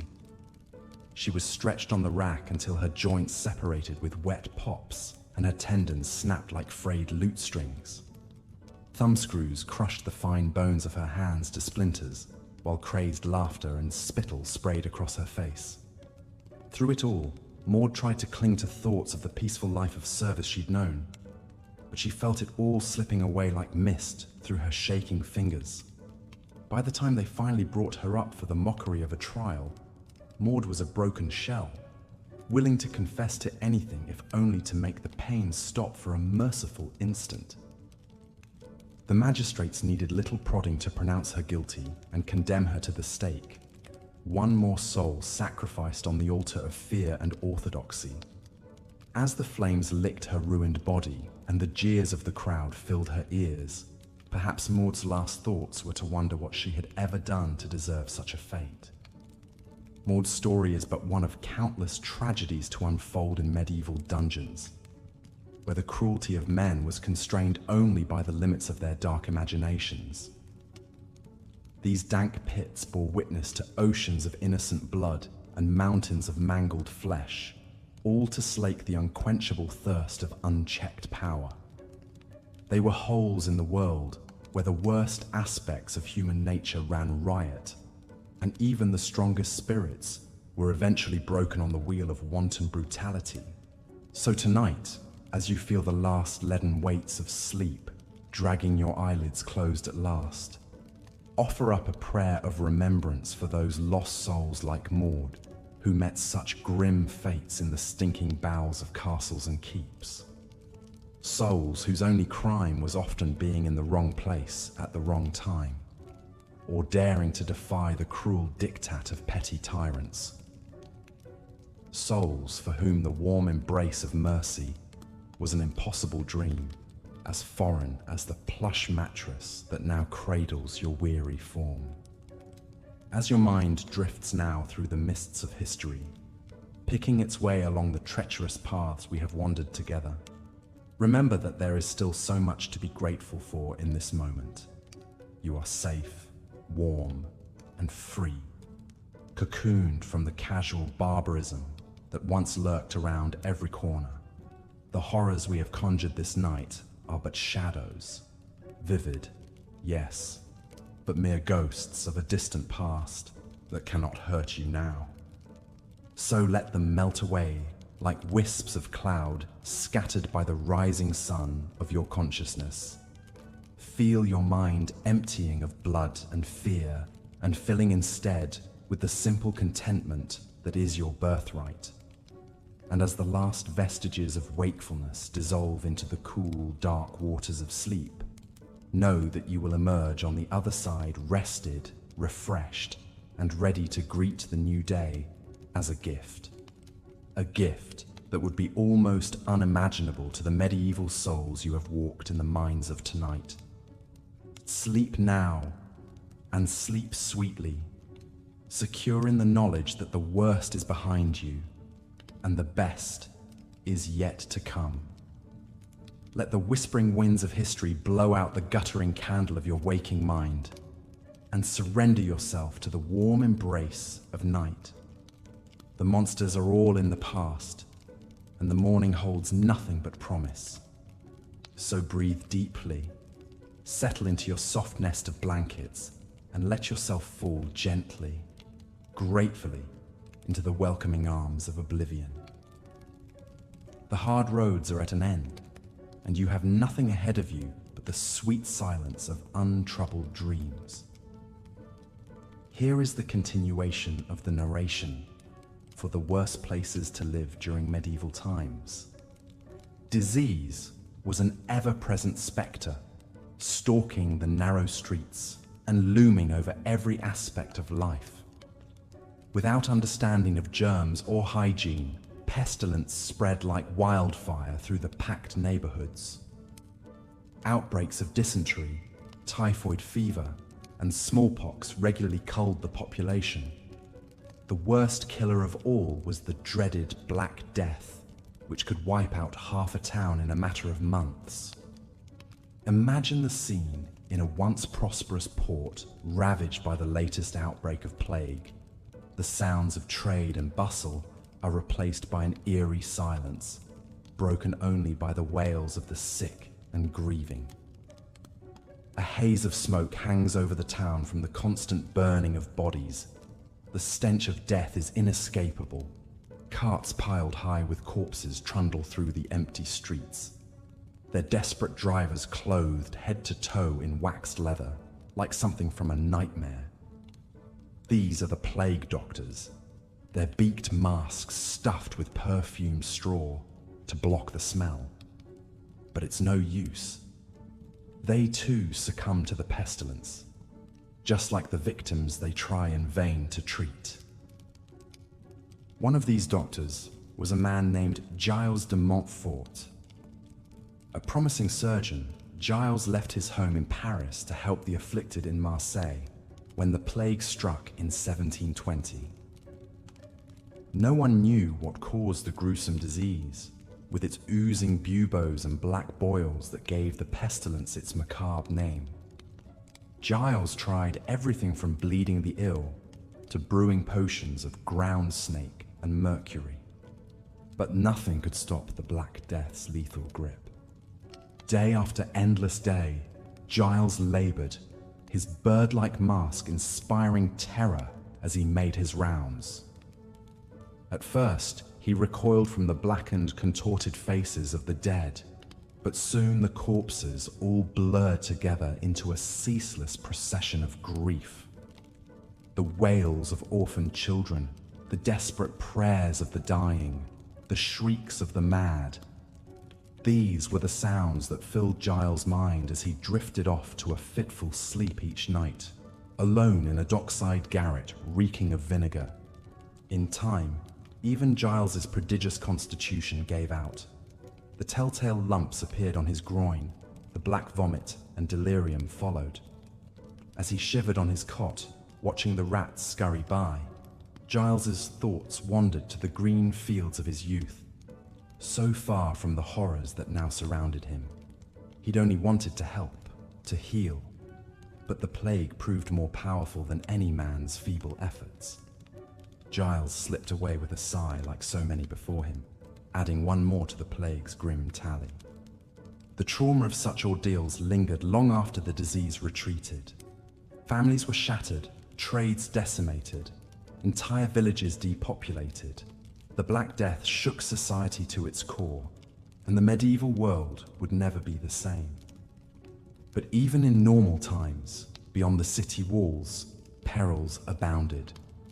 The life of a medieval peasant was one of backbreaking labor from dawn to dusk. Up to 90% of people were farmers, bound to the land in a feudal system that reaped nearly all they sowed. They endured the whims of the weather and vagaries of the harvest in a subsistence existence that was always one failed crop away from starvation. On the frontiers and borderlands, what little security people had was stripped away. Marauding bandits, invading armies, and desperate outlaws all preyed on those trying to scratch out a living in the lawless reaches beyond the protection of kings. The disputed borderlands between England and Scotland were one such place of strife. In the early 1300s, this lush but blood-soaked landscape was the scene of constant raids and skirmishes as the two kingdoms vied for supremacy. The common folk were caught in the middle, their fields burned, livestock stolen, and homes put to the torch by both sides. Imagine the scene in a humble, thatch-roofed cottage as a battle raged nearby. As we've seen, life in medieval cities was often a struggle for survival. The cramped quarters, lack of sanitation, and constant threat of disease made urban living a far cry from the romantic notions we might imagine. But for the poorest and most vulnerable members of society, even these squalid conditions could be out of reach. Many towns had a seedy underbelly, where the destitute and desperate scraped by in abject poverty. These crime-ridden slums were breeding grounds for theft, violence, and exploitation. The flickering light of a tallow candle illuminates the grimy alleyways as we step into this world of cutthroats and cut-purses. Imagine the plight of a young orphan named Alice. Her parents claimed by the pox, she's left to fend for herself on the unforgiving streets at the tender age of 7. By day, Alice begs for scraps and searches the midden heaps for anything of value. By night, she huddles in a dingy nook, shivering against the cold stones, clutching a rusty knife under her threadbare blanket. It's her only protection against the leering men and vicious street dogs that prowl after dark. Alice's story is tragically common in places like the rookeries of London, where life is short and brutal.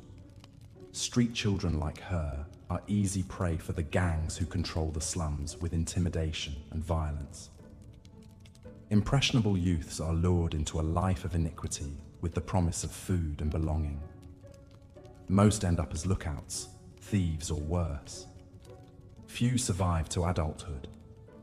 The slums also attract others fleeing a dark past or ill reputation. Scoundrels, debtors, fallen women. They mingle in the seedy taverns and brothels where silver quickly changes grubby hands, and secrets are traded in whispers. It's a precarious existence, but for some, the anonymity and opportunities of the city underworld are preferable to a life of servitude and drudgery. Take, for example, the character of Dougal Fletcher. Once a respectable cloth merchant, Dougal's fortunes turned when he defaulted on a loan to a powerful guildmaster. With his name blackened and guards sent to seize his assets, Dougal gathered what coin he could and melted into the rookeries. Using his mercantile cunning, Dougal allied himself with one of the slum's most feared crime bosses. He fences stolen goods, forges documents, and extends usurious loans to other desperate souls. Though he's lost his lofty place in society, Dougal relishes his new role as a big fish in this small, muddy pond. At night, he drinks and carouses with his newfound brethren, trying to forget the family he left behind and the man he once was. Sadly, few escape the poverty trap of the medieval slum. It's a vicious, self-perpetuating cycle, a daily struggle to survive that leaves no time or energy for betterment.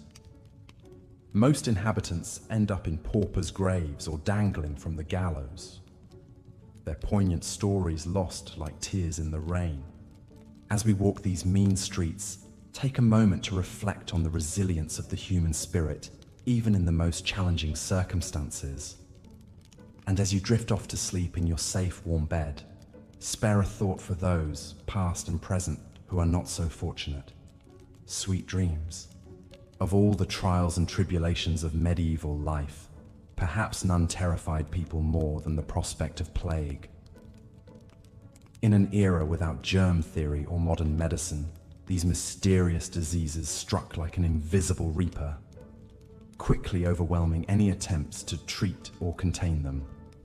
The most notorious of these was the Black Death, a pandemic of bubonic plague that raged through Europe in the 14th century. Its cause, the bacterium Yersinia pestis, was unknown at the time. To fearful medieval minds, it seemed a curse from God himself. The plague first took hold in squalid port cities like Genoa and Marseille, arriving on ships from the east. These bustling trade hubs, with their cramped quarters and poor sanitation, were ideal breeding grounds for the contagion. Imagine the terror that gripped the citizens as their neighbors began falling ill with alarming speed. It started with fever and chills, but soon the victims' lymph nodes swelled into painful boils, their skin blackened with gangrenous blood pooling under the surface. In the final throes, delirious sufferers coughed up mouthfuls of blood as their internal organs liquefied. The disease tore through families and communities like wildfire. So virulent was the plague that a person could be in perfect health at daybreak and be buried in the plague pits by nightfall. As the body count mounted, panic set in. People shuttered their doors and shunned the sick. Faith in government and the church wavered as prayers went unanswered. Social order unraveled as fear and self-preservation eclipsed all other concerns. In larger cities, the plague stalked the almshouses and rookeries where the poor huddled in squalor. But it also crept into the manor houses and counting rooms of the wealthy.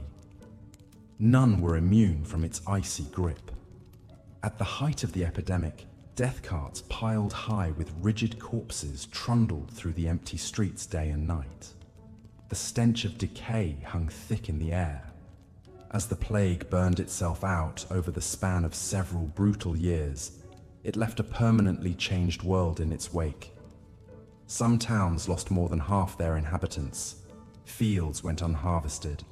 Crafts and trade ground to a halt. Labor shortages caused wages to rise, shifting the balance of power between nobles and peasants. The Catholic Church, whose clergy were particularly hard hit, lost much of its aura of divine authority. Medieval people had no way of knowing it at the time, but the societal upheaval caused by the Black Death sowed seeds that would ultimately sprout into the Renaissance and Reformation. Fewer workers meant more bargaining power for the common man. A crisis of faith opened the door to new philosophies and a rethinking of old hierarchies. Although the plague outbreaks of the Middle Ages had mortality rates that seem apocalyptic to us today, they also spurred advances in public health and scientific thinking that laid the groundwork for our modern understanding of infectious disease. So as you rest easy tonight, give thanks for the medical researchers and healthcare workers who work tirelessly to keep such pestilences at bay. Sleep well. As harrowing as life could be within city walls, existence was often even more precarious on the untamed frontiers of the medieval world. Far from the protection and support of large settlements, hardscrabble folk eked out a living in remote places where the line between civilization and wilderness blurred. Some of the bleakest of these frontier outposts were the isolated monasteries that dotted the fringes of Europe. Perched on windswept crags or tucked into densely forested valleys, these communities of monks sought to remove themselves from the sinful distractions of secular society and contemplate the divine through lives of asceticism and self-denial. Picture a lonely stone monastery clinging to a cliff high above a churning northern sea.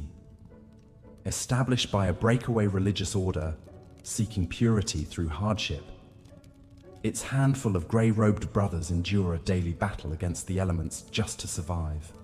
Lashed by icy rain and hail, the monastery grows little in its rocky soil, besides hardy root vegetables and sour apples. The monks must rely on a small flock of ill-tempered goats for milk and cheese, supplementing their meager diet with whatever tough, oily fish they can pull from the waves. Hunger is a constant gnawing companion. When they're not toiling in the gardens or mending storm-damaged buildings, the brothers spend long hours in compulsory prayer and solemnity, denied even the small comforts of laughter, song, or a warming fire. At night they retire, shivering to their dank cells to sleep on thin pallets, wrapped only in their coarse woolen robes. No one feels the weight of this joyless existence more than Brother Adamnan. As a young man, Adamnan committed a shameful sin of the flesh.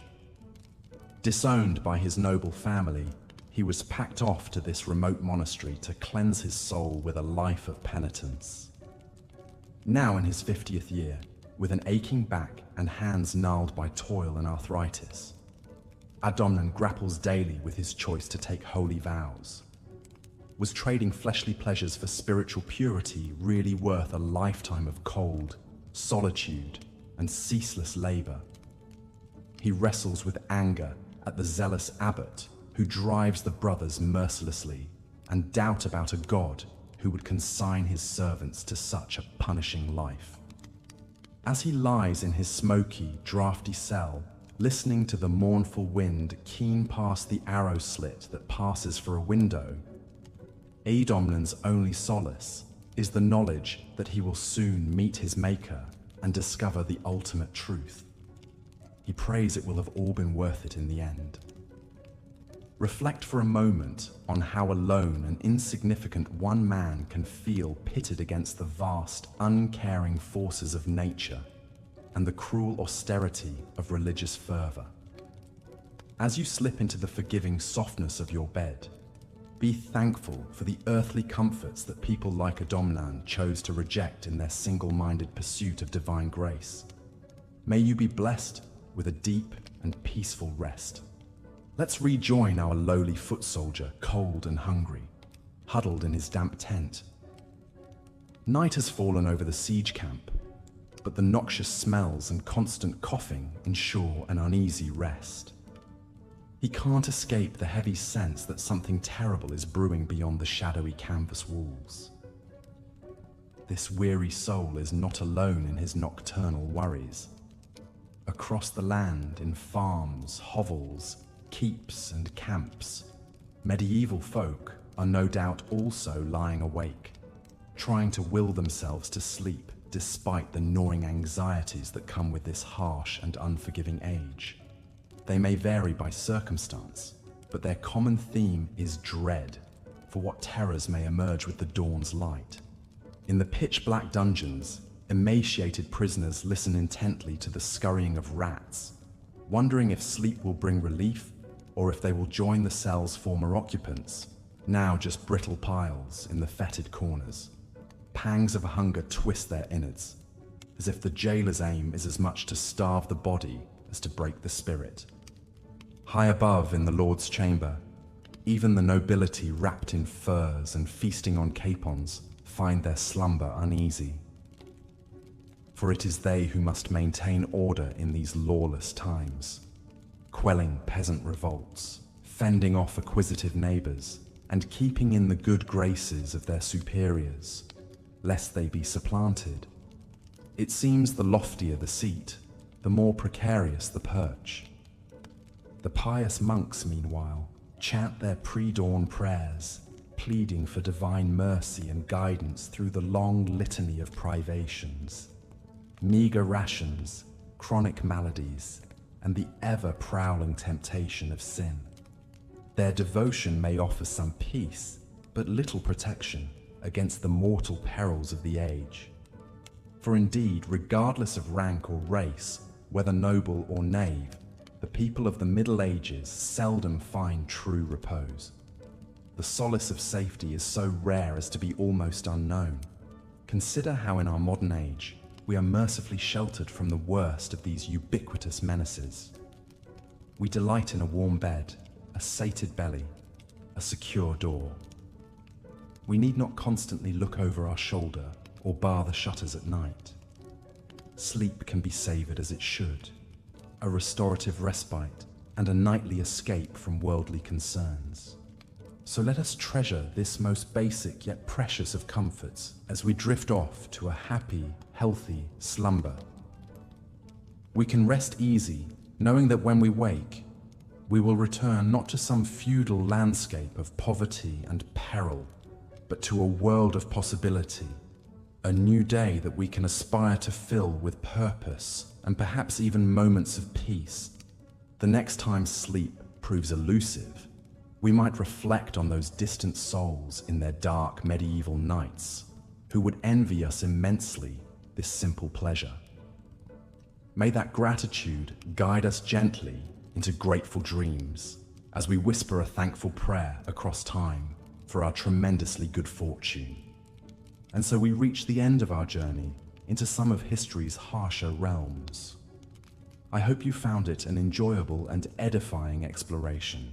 With any luck, you're now inspired to delve even deeper into the endlessly captivating drama of human civilization. Or at the very least, primed for a sound and satisfying slumber. Until our next foray into the folds of history, I bid you the sweetest of dreams. And if you've enjoyed our time together, I would so appreciate you sharing that by liking this video and subscribing to the channel so that we may embark on many more adventures to come. Thank you so much for accompanying me on this passage to the past. Good night, sleep tight, and do remember to count your blessings, historical and otherwise. Farewell for now, my dear chrononauts.